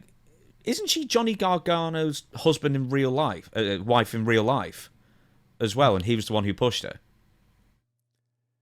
Yeah, that's a very weird... Because you can obviously see they wanted Ciampa to kind of get backed up into her, and then the ladder fell, but Gargano's, you could see him pushing. I don't know. Maybe they're getting, maybe there's problems in paradise. I don't know. Well, there is now. That could be also funny. To me, if I'm booking or writing, I'm making it into a thing in 4 weeks. Did you push me, or he's like, well, you kind of bitch a lot. What do you think of the match then? Because, the Dudleys and the Hardys were both in the crowd. Edge and Christian couldn't make it, of course, but it's the 25th anniversary of the original TLC match at SummerSlam 2000 as well, which you were on that card, in fact. I was not in that match, thank God. And although with this, I feel like I was in that match. This match here, man, I mean, you're talking about Slim Jim sponsored the match with the tables. Obviously, the ladders, even gimmick, that ladder for Candice was rough. Everybody was taking those side shoulder bumps through tables and stuff. Very rough bump to take. It's just a stunt show. It's what it is. The theme of the night. But why it's going over was a strange choice, because I'm looking at the Street Profits looked like they were the most on out of anybody in this match. I was like, the Street Profits have to win it back, because they just feel like they got the most interaction with the fans, the most reaction, and they get it now. Both of them get it now. And when the Wyatts, as much as I like Joe Gacy, I like, Sam Shaw, and that, it was dead. Didn't you feel like there was no reaction for them winning? Well, they're the worst team out of 6. Yay. Yeah. They are the worst team out of the 6. I'm sure Eric Redbeard, Eric Rowan, isn't as good a worker as whoever else you want to say in that group. But he's definitely like him and Uncle Howdy are like the most interesting two, and Sam Shaw as well. They're like the most interesting 3. Why aren't they just the Wyatt 3? Get rid of the other 2. As a fan, that's what I think. Well, the play on words, 6 is not S-I-X. Yeah, but there's 5. Yeah, but there's 5 of them. It's semantics. So, hey, enjoy the show. It works every time. Right, okay. Anything else you want to say about that, or can we please get on to Lyra Valkyria and Becky Lynch? Your wish is granted. Let's go to the Lyra Velcro match. Awful! God damn! That's one of the worst matches I've ever seen in my life. Hey, tell us how you really feel. Oh! Come on, man. Don't hold back. Don't hold back. Going. I had a birthday watching this. It wasn't even the longest match. Felt like it. Oh, man. Dude, that's got to be the title. I had a birthday watching this. Man, it aged me, this thing. I was there with Chris, and he was like, geez, it keeps on going. Let me ask you a question. Is the Lyra girl, she's definitely not ready. She's not ready in the least little bit, but her facial expressions, and she has the least amount of sympathy as a babyface. Nothing she does translates on camera. She is just terrible, and in a way, she exposes how terrible Becky Lynch still is, and how she hasn't grown as a performer. Ooh, now that's going to be a more controversial take. She's moved laterally. She just does what she does, and that's it. And then it's exposed when she's in a ring with somebody like this that can't hold up their end of the match. Everything Becky does is just as rushed as Lyra. She's just over. That's the difference. Just before we even talk about the match, did you see that promo that Lyra did with those big shoes? and like doing almost like a heel turn, like a literal heel turn on it. Well, like the crowd just watched her in silence. I've already forgotten it.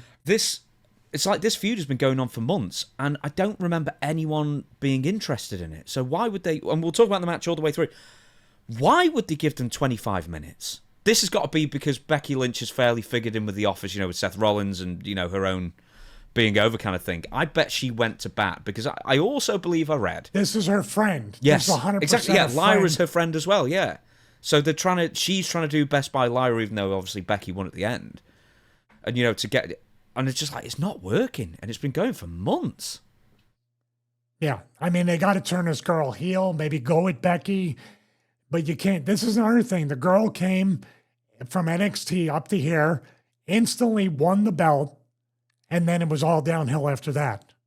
That's the WWE way of booking. They involved Bayley in it, and it's just kind of weird there, too. Poor Bayley. I mean, even when she interfered at the end, they were definitely expecting the crowd to roar and stuff like that. Nope. But, hey, do you know what they were doing? And I will bet my bottom dollar of this. I had the surround sound speakers, or the speaker bar anyway, on, so I had good volume on. At the bit towards the end where Lyra had the chair around her shoulders or whatever, and Becky was ramming her into the announcer's table, the crowd noise was being pumped in. I promise you. They had like this, I promise you, go back, if you've got a good sound system or headphones or whatever, you can tell. Because she was being jammed into the announce table a couple of times, and there was loads of chattering, there was a cheer, when there was no reason for anything to be cheered for, unless maybe someone saw Bayley, I'm sorry. But there was loads of chattering, and like they either turned up the volume really badly on like the atmospheric background noise to make it sound not as quiet, while every single person in every row you could see had the mouth shut. Like that. It was like WCW Center Stage where people would be sleeping, and it's like they sound like they're in the Georgia Dome. Or even for Heat, the secondary shows, that's what they used to do. And the people were just sitting there. Very often they would just sit there waiting for Raw or SmackDown to start. It was a hostage situation in the crowd at that point. We call that guy DJ Jazzy Def because they pump it up so much, and no crowd can be that consistently reacting like for 30 seconds. You know what I mean? Yeah. Nobody can make that much noise. I promise you they were pumping in some noise just to get something to go on. Anyway, okay, take us to the beginning of the match. Because this also features the fakest thing in wrestling history. Even worse when Scott Steiner, I think, was about to throw Christian's head into the ring, and then Christian did the wrong direction. He was meant to go this way, and he just went bit. Yeah. No, I've just written cut this bit. Okay, then. So, from... I already said, right, Stevie, from the beginning, where did it all go wrong? So you launch him from there. Well, it went wrong because months and months this has been going on, and you can obviously see there's an experience factor. I talked about Becky and how she rushes. She needs to improve. She's moved very laterally. She hasn't regressed, but it gets exposed when you're in the ring with someone like Lyra. Lyra is not ready. There's something about her, and I'm prefacing this because it's such a forced chemistry, which creates an immense lack of chemistry, an immense lack of timing. So I can't point out one move from basically the face-off to the lock-up to the moves to trying to do hardcore wrestling to pumping in crowd volume to Bayley interfering and nobody cares to the finish being just rushed with nothing to her facial expressions trying to get sympathy and sell look like somebody who's basically being a crybaby, being a heel. It does not translate. There's something about her when she tries to come back in promos and kind of get the gotcha on Becky, no crowd reaction. The fans do not care about her. She doesn't translate. Can she work? I don't know. She can wrestle. She's athletic, but she has completely the wrong character. So everything from the beginning of this angle, including this match, which hopefully the angle's over, we'll find out tonight as we're recording this, but this is like the angle everybody wants to die and everybody refuses to let die. I can't pinpoint one thing, although we got a what went wrong coming up. It's just terrible chemistry, terrible storyline, terrible angle, and leads to many, many terrible matches. There were so many weapons in this. Yeah, pretty much. There was one bit that was good. One single bit. And Chris said this. He said, I really like it when Becky hits Lyra, because every time she does, feathers plop off Lyra's outfit and it looks like a cartoon. And I thought, well, you found the silver lining there. But once again, this was over 25 minutes long, millions of weapons, constant chairs, fire extinguishers, 3 kendo sticks that are made out of dry spaghetti. No psychology. And by the way, you bring up that kendo stick. I'm sorry to interrupt.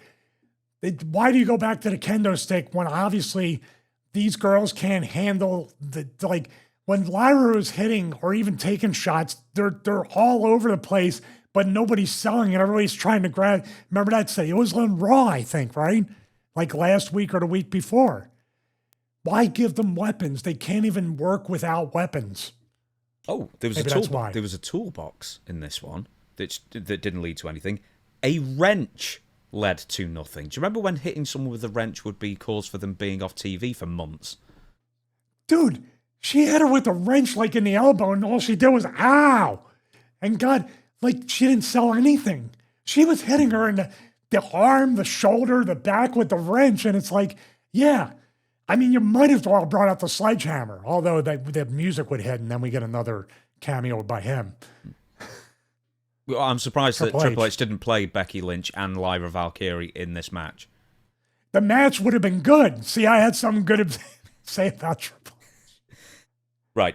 We've got to save the zip tie things for the last bit of this. But there was one bit, once again, where, Lyra had the chair over and then Bayley interfered. But I can't remember where it happens exactly. But Lyra's on the floor with the chair over her, and she sat up like this. Completely still for ages, just like that for ages, staring at what's going on, not selling, nuts, man. It was nuts. Right, we've got to get to the zip ties. Take us through it. At one point, while Stevie actually gets the video up, because this is what went wrong, the visual, because it's amazing, is that about halfway through the match, Becky Lynch zip ties Lyra Valkyria's wrists, right? And I thought, this has got to be near the end of the match. It was like halfway through, and it was over 25 minutes. And then there's one point where Lyra starts making a comeback and then does a belly-to-belly on Becky. And then the fakest thing in the history of wrestling happens. Stevie, what happened here? You could say what went wrong. What went terribly wrong. Yeah, what went even There's the more feathers. wrong. Here's the feathers that got knocked off her as she was getting hit. So that's for you and Chris right there. Highlight of the match. All right, let's go right here. Even the struggle is just, dude, this is terrible. Watch the struggle. It's like, it looks like a dance from Back to the Future where everybody's slow dancing in the crowd as Marty McFly is playing the song, Earth Angel. Earth Angel. And with the feathers. Angel. The feathers were flying for Earth Angel. But you know what I mean? It's not struggling where your shoulders are going back and forth, in the same space. It's happy feet. Here we go. See what I mean? There, at least we're getting some headbutts that are not really headbutts. Oh! She turned the wrong way. I forgot about that because she's supposed to go that way. But, dude, that could have really been. See what I mean? What is this? Oh. I'm going to try to zip tie myself back. Is that what you're talking about? Yeah, did you not see this at the first time? No, I saw it. Dude, it's so forgettable. Why? This is where the current crop of wrestlers cannot call an audible, cannot think on their feet, because they're waiting for the ref to tell them, especially Lyra. But you know what would have happened? It broke. Stand up here, it's broken, now get up. You know what I mean? Show the people that the zip ties are broken. Instead, she covers it up to say, oh, no, it's not time. No, they weren't broken. She just, if you rewind it and zoom in. I saw it, she slipped out. She slipped out, but she slips out on purpose, it looks like. Is she putting it back? Yeah, we don't have sound on this, but Michael Cole says she got out of the zip ties. She's free, or whatever he says. And then he goes, no, I'm mistaken. No, you weren't, Michael. She put herself back in. Right there. It's just like, what would have been the harm in just being free and then Becky just putting her back in? This is the problem with whoever the agents telling them what to do. Watch this. That referee is telling her to put the zip ties back on, maybe. Where the referee should be telling her, don't do it. It's off. You know what I mean? Or whatever. I like this guy right here. Watch this guy. Yeah, he heard the national anthem, didn't he? In the crowd there. This guy right here.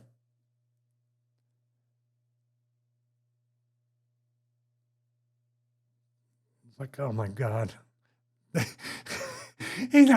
When she was rolling over, he looked away. I don't know. What are they looking at? Is Bailey out there? No, she comes from the other side of the crowd, I think. Mostly everybody's looking out there and they're not looking here. Very strange.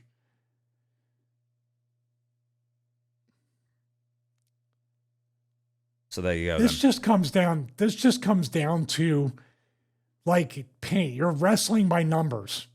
You're literally saying to yourself, A, B, C, D. If we go off script, we can't go off script. The zip ties have to remain in place until this point.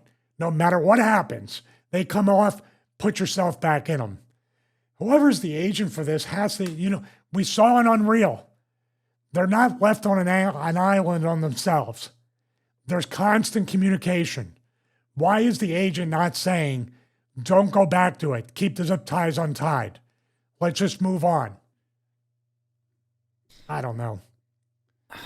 It was a terrible match, though. Terrible match. But the thing is, it's not like they were not executing a lot of the moves just fine, or at least some of the moves just fine. It's the fact that they had no rhyme or reason, and it's the fact that they went 25 minutes, and the fact that nobody has been interested in this feud since it started. And also, Becky Lynch turns back up at, WrestleMania this year, after, 18 months, 2 years gone, whatever she was. She was gone for a long time, people wanted her back. Only to have her turn heel again. And it's like, did you not learn from several years earlier when you tried to turn a heel, and then she had that weird fringe haircut and all that, and no one bought into it? So why is she a heel again? No one wants to boo her. It's like, you know how hard it is to get somebody that is that popular that people are desperate to cheer? And it just feels like they're neutering her with a character that nobody wants. And then in a feud that probably she may well have politicked to be in as well. It's just terrible. Well, the real play would have been to have Lyra turn heel on her the night after they lost the belts at WrestleMania. Wasn't that when she turned on her? They won the tag titles and then lost them again, yeah. It should have been her turning on Becky and being an ungrateful friend. And Becky did everything for her. And you're right. I think there's a lot of politics behind this for two reasons. Number one thing is trying to get her a friend a job, get her a push, get her a spot. Number two thing is, I think she's trying to book herself into Seth's group since they're married. She can't do that as a babyface. She did like a video like in gorilla positions.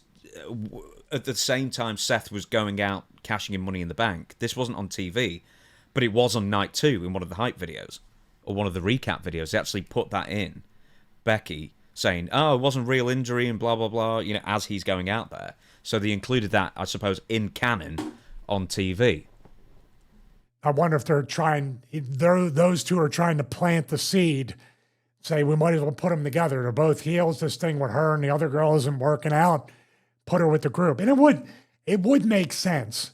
It always makes sense to have, on that level, even a female involved if there's other females that are attached to male wrestlers that are working the Seth Rollins group. That is really not a bad idea, but I think they're just trying to make it happen behind WWE's back in a way. And then WWE sees it and goes, okay, we might as well do it. It's the opposite of the Death Riders and Marina Shafir, where there's not really anyone for her to work with. She's just the girl in the group who's the manager. But like trying to be like the China kind of manager, but she isn't China. You don't know me. You don't know me. We need to watch that. Right then, we're going to talk relatively quickly on these next two, Solo Sikoa versus Jacob Fatu. I've heard everything from people saying it was pretty good to it was terrible. I thought it was all right. It was all right, but I think the Bloodline versus Bloodline storyline, or infighting between the Samoan dynasty, is kind of taking its course. It's already been done with Roman, and when they split it up, this is just a spin-off. Solo's doing some great work. His promos, his vignettes, the way they have it in a kind of a red lighted mafia style thing with two cameras, it's done very well. Man, that tall guy, he's the Great Khali, the Samoan Great Khali. They have him doing the same exact heat spots every single week. Did you notice that? Oh, we don't call him Hikalei or whatever he's called now. We call it because there's Talatonga and Tamatonga, so we just call him Tallatonga. Tallest Tonga. That's a great Why name. is he not that? Kali Tonga. Anyway, Tallatonga's out there as well, and Jimmy Uso turns up to. But we got hey, if you love people getting restrained, here's another restrained match for you. Here's handcuffs. Yeah, twice in a row as well. Here's the thing, though, is that we were like, oh, is he going to do the moonsault off the top? And it's like, yes, he's going to do the moonsault off the top. And it's like, was it Tallatonga who caught him? Or was it... The guy on the left. The guy on the left. Yeah, whoever caught him did a really good job of catching him. And whoever didn't did the same job everybody else does, right? Oh, goodness me. Hey, dude, we used to call it when Bubba did that dive, just a regular dive, and I was never there to do that. They would call it the flying bus. This was a moonsaulting bus coming down on you. Yeah, it's kind of hard to stay in position, I guess, if you know that's coming towards you. Well, you're getting squashed no matter what. The only thing you try not to do is have them land on top of your head, because it's going to break your neck with a guy coming down that way. So the finish was Solo Sikoa and Jacob Fatu both had their heads sticking out of the gap where the door is, and then Tallatonga slams it on both of their heads, but for some reason Jacob Fatu falls backwards and Solo falls forwards, and he escapes via the door of the cage, most assuredly prompting Jesse Ventura to throw his TV out of the window where he resides in the Baja, I guess. And then Fatu did the moonsault off the top of the cage after the fact. And then afterwards, we go to Dominik Mysterio versus AJ Styles. I really enjoyed this. I think it's because of the only non-hardcore match. Well, it had a story, it had entertainment, it had callbacks to Eddie Guerrero from the entrance with the lowrider with the tights, and then, of course, the chair spot, and then the end. I still think Dominik is a star. I'm glad they have the Intercontinental belt on him. AJ's in a weird spot right now, and I think he said in a post-show interview this might be his last SummerSlam. I'm sure his body's got to be feeling it. I think so as well. They ended up doing the finish, sort of a rehash of, I guess, WrestleMania 20 with Eddie Guerrero and Kurt Angle and the boot slipping off because AJ's going for the calf crusher and then the boot slips off with some cajoling, quite frankly, from AJ. He's really wrenching on it for a few seconds. Yeah, it's not the same as the ankle lock where you can just kind of push and slip out. Yeah. You're a little bit more locked in.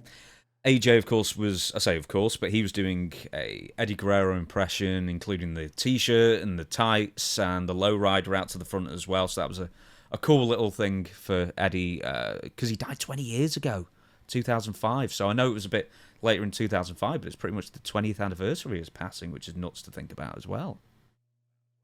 Yeah. And I'm glad that Eddie Guerrero is still one of the most overacts in WWE, and it's been gone for 20 years. People remember. Right, then you figure with new generations of fans, that would eventually but they got it right away. It's so weird. Now, on to the main event. We're not going to talk about Brock Lesnar. We talked about that earlier in the show, of course. That was the opener. But we're going to talk about the main event itself. Kross. Cody Rhodes defeats John Cena via via everything, I guess.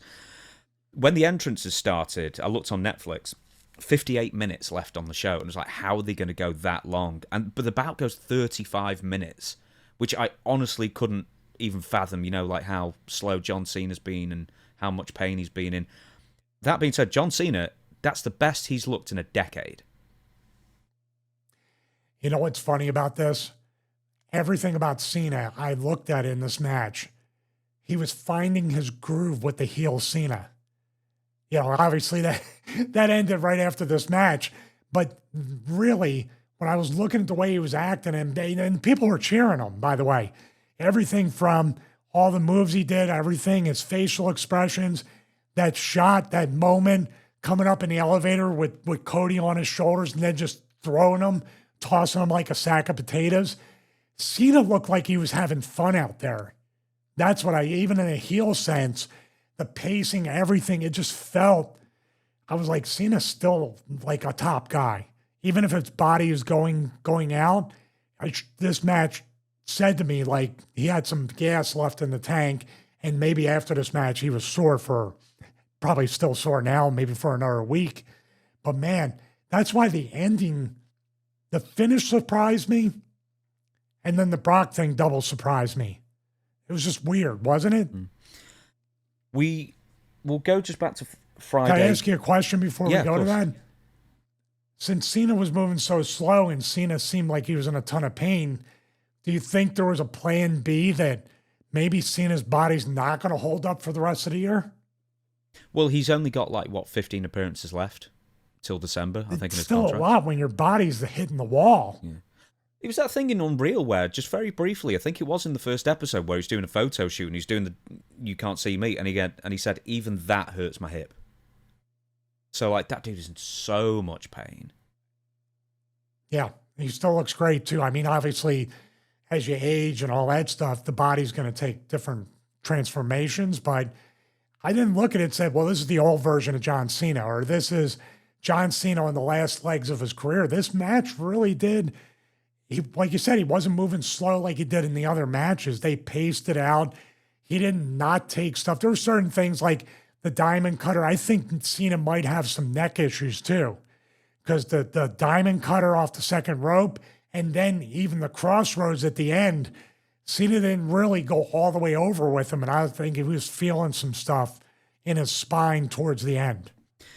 What do you think of the pacing of the match then? Because, or more specifically, in fact, actually, just before we get to the match itself, WWE's SmackDown, Friday Night SmackDown, it appeared for all the world that the interaction with Cody Rhodes and John Cena was, quote-unquote, appearing to turn babyface.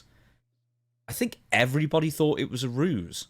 And it seemed like the most obvious thing going, at the end of the match, something would happen and John Cena would reveal himself to be, the bad guy still. And it wasn't. He just did a babyface turn, which sort of just came out of nowhere, and it's almost like he stuck with it. So what do you think of that creative decision, and why do you think that was made now? I have no idea. I thought when I saw the Friday Night SmackDown thing that we were going to get Homelander Cody, that we're going to get the double turn. What I thought was, first, when he put Cody over, I was like, is Cena hurt? Is something going on to where he had to drop the belt? What's going on? Then the Brock music hits, and I'm like, well, okay, they booked it that way because obviously if he's that hurt, they're not going to put him in jeopardy to get hurt even more, taking the F5. Then when Brock hit him with it, I'm like, okay, now we got a spinoff of Brock and Cena in Cena's last few appearances or months in WWE. And Brock's back, which means he's going to have to run through a bunch of people. It's got me interested, but it's also got me like, this could be where nobody gets over in the end. Who knows what's going to happen? I really thought what would have been icing on the cake would have been if Brock went to shake Cena's hand, much like the Raw after WrestleMania in Miami, and he hugged Cena, the face change, he kicks Cena in the nuts, hits him with the F5, and Cena's still a heel. That's what I would have thought would have still kept people booing Cena, cheering Brock, instead of cheering Cena, then cheering Brock more when he did what he did to Cena. Very strange. And also cheering Cody. Do you think throughout the match that Cody was, especially with, he released the turnbuckle and the ropes loosened, and he was, in fairness, he was hitting Cena with the padded bit of the turnbuckle, so it was as safe as it was ever going to get. But then, he was having that conflict within himself that's been going since WrestleMania and not using the belt and will he pull the trigger and all that kind of thing. But do you think he was exhibiting heelish tendencies? Because, once again, the crowd started booing Cody a little bit. And that's where, the same as you, I thought they're going to do the double turn at the end of it. And when they hugged at the end after the match, Cody and John Cena and Cody was I thought crying. Cody's going to I thought Cody's going to kick him in the nuts. Yeah, it made so much sense. I thought that's exactly where they're doing. Now they've got 3 baby faces on top at the moment. Here's the issue with that. I think WWE overthought this, overbooked this, and they were trying to get a little too cute with the swerve. The predictable, sudden, unbelievable turn of Cody and then Cena back to babyface would have been enough. Even though, like Dutch said, if people are guessing and predicting it, sometimes you got to give them what they expect, what they want. This was where they kind of overbooked it. Here's an interesting thing here. What if Cena is a babyface and Cody and Brock are aligned and Brock is the bodyguard protecting Cody for the belt? We could still get it on Raw. Who knows? I'm thinking that it's just going to be John Cena and Brock Lesnar. And, you were saying this beforehand. It's like, well, who does that really benefit in the long term?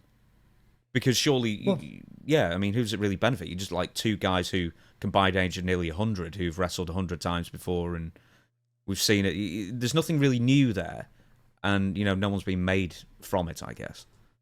Well, you figured Cody at least was going to be Cena's swan song storyline or angle going out to pass the torch to Cody, or it could have been Punk once again. Who knows?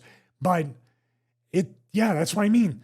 You now are booked in a situation where somebody's got to win and definitely somebody's got to lose by the end of this if you're going to book Brock versus Cena. But Brock just came back. Or is this going to be a Vince McMahon line? Hey, you got to learn how to eat crap, pal. Are they going to make Brock pay a penance coming back to put Cena? Now you're hurting all the business for something that you're trying to teach Brock a lesson? I don't know. There's no good answer except for what we guessed would happen would have been the best thing to happen. Cody heel, Cena babyface. You put Brock in there, maybe Brock protecting Cody. Hey, I wish WWE would teach me that lesson of making me stay home for 2 years while paying me. When I'd be back, I'm like, where's Tozawa? Pin me every night. Who cares? I will never learn the lesson. You keep trying to teach me that lesson. You show me, and I'll cash the checks. Right, let's go back to the match itself then. I think definitely John Cena's best performance, in maybe even years, actually. But especially since, the run in 2025, I think that's pretty absolute. There's one thing, though, that they do in every single pay-per-view wrestling-wise, it seems constantly, is the cavalcade of finishes. It's like, why can't anyone figure out any kind of, final act of a match other than that now? It's always the same thing. The Crossroads is completely useless. The Cody cut's completely useless. An F5 onto the ramp is completely useless, apparently. Why bother? There are no finishes. Well, we are getting to that point with the Seth Rollins injury, the WWE Unreal, and now stuff like this where you're not just prostituting your finishes out of WrestleMania every pay-per-view and sometimes every week on TV. So where's the business go now? Because there was a point in the Attitude Era where it was getting so far out of control that they needed to create a right to censor character to bring back the violence and all the other stuff to reset the product. We're not resetting the product. We're going all the way that way. And now this is with the match itself. Let's get back into this just for 1 second. There's so many indicators in this match and the way Cena worked and the way he looked, and he left everything in this match. I'm still thinking, is there something going on physically or medically with Cena where he pushed through this match, the Brock F5 happens, and maybe Cena disappears for a while after this? I don't know. It just felt like Cena gave everything to a point that he was like, I can't give anything after this. Did you feel that? Well, that it was kind of his swan song. Like, this is going to be the match that defines me in the end. Well, felt like. That'll be his last stadium match, I think. So maybe in a sense, you break out all this. If it's not going to be WrestleMania, you do it the SummerSlam Stadium event, which is actually now WWE's third biggest pay-per-view because the Royal Rumble is the second biggest pay-per-view. That's been firmly established. Is Cena done at the end of 2025, or is the Rumble going to be the last time? December is his hard out, so he says. And there is my guess is there's definitely going to be a pay-per-view in December. Or is there another Saturday night's main event where that's going to be Cena's send-off? Well, it's not going to be Survivor Series because that's in November. I don't even know if they've gone up to December yet. I can find out for you. Just while I do that, one more thing. Through the table, once again, another match with the table involved. The Cody cutter off the top rope on John Cena that eventually led to the final crossroads and then Cody getting the pin. I thought it was a bit almost counterproductive because me and Chris looked at each other and went, what was that and who was meant to be hurt from it? Because they both stood up as well, like straight afterwards. Then Cody did the crossroads and won. And we kind of thought it was a bit anticlimactic.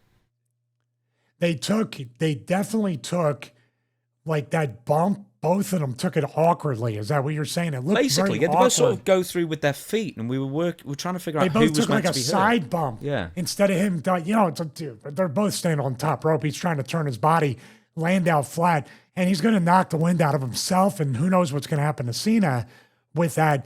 But yeah, it was almost like when Cena was on the second rope, right? And he was setting up for the crossroads. He had that crisis of conscience, which didn't translate because you're waiting to hit him with a move. This was also, I don't know if it was covered completely in commentary, but watching it back, I'm looking at it, and it's like, it was the old Yeller spot with Shawn Michaels and Ric Flair. It felt like that's what they were trying to do. But it just felt like, if you were just watching it, like, well, guys, waiting forever just to hit a crossroads. Should just pin him on the other thing. But didn't you get, this is the final moment of Cody and Cena? That's what I think they were trying to do. Oh, yeah, absolutely. Especially with Brock coming out. Those two will diverge into their own thing as well. I'm not down on the match, by the way. I thought it was a very good match, especially compared to the WrestleMania match. It came across so much better, and the work was even harder, and they went longer, and it was a great payoff. There's one thing we've got to mention, and as a fellow admirer of of auteurs and camera angles and set stuff like that, and for people who haven't watched it yet, they brawl through the crowd and then they go to the staging area. What happens? And why was that the best part of the match? Well, I did mention that just a few minutes ago. That was probably my favorite. That was my favorite part of the match, and that moment. And we're going to get to the actual moment. Was when I was like, Cena's feeling it. This is Cena in the groove of the heel run. The comfort, his face, the almost enjoyment of the character that he's playing. They went under the stage. There was curtains there, which is telling because it's usually blocked off with the glass that, this is the same glass or style of glass or barrier that they had at that WrestleMania 17 without the Ziptie, because of the tower thing that was cut down. But when they had the three-way hardcore match, that was kind of the plexiglass type exterior, but we had a curtain now, which led to them getting underneath. And the moment, I think it's the moment of SummerSlam, if you think about it, the elevator comes up first, it darkens and the spotlight goes on there, the fans start to come up, then the elevator slowly comes up with Cody on Cena's shoulders before the attitude adjustment, and then it goes to the full lit stage, and he just tosses him. Dude, this just like, get off me. You know what I mean? It was ugly. Cody took an ugly bump on a ramp that wasn't flat, by the way. It was on a slight decline. That hurts. And Cena was just, dude was having fun at that particular moment. Yeah, definitely. And as much fun as we're having now, we have to go, because I promised I'd take the baby for a nap at 4, and it's 4 minutes to 4 now, so I've got to do that very quickly.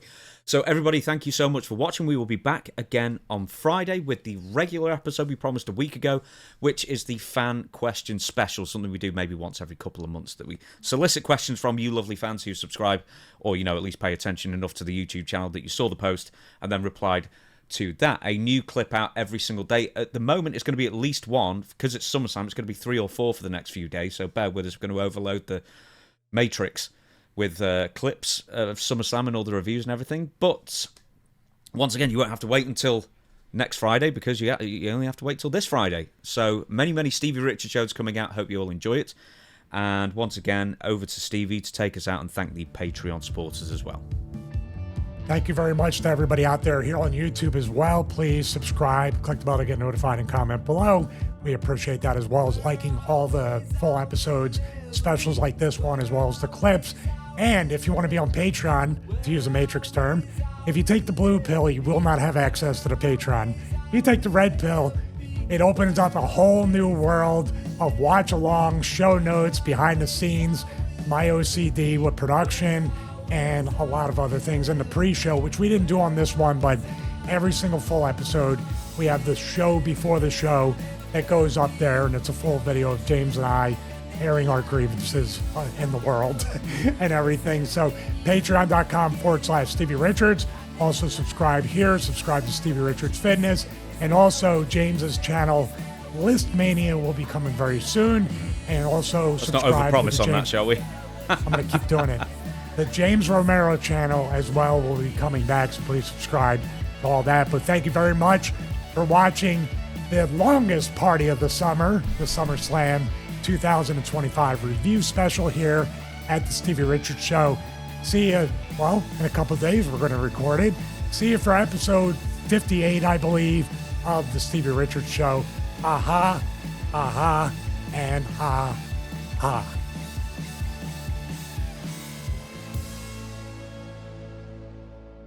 Happy Summerfest, everybody.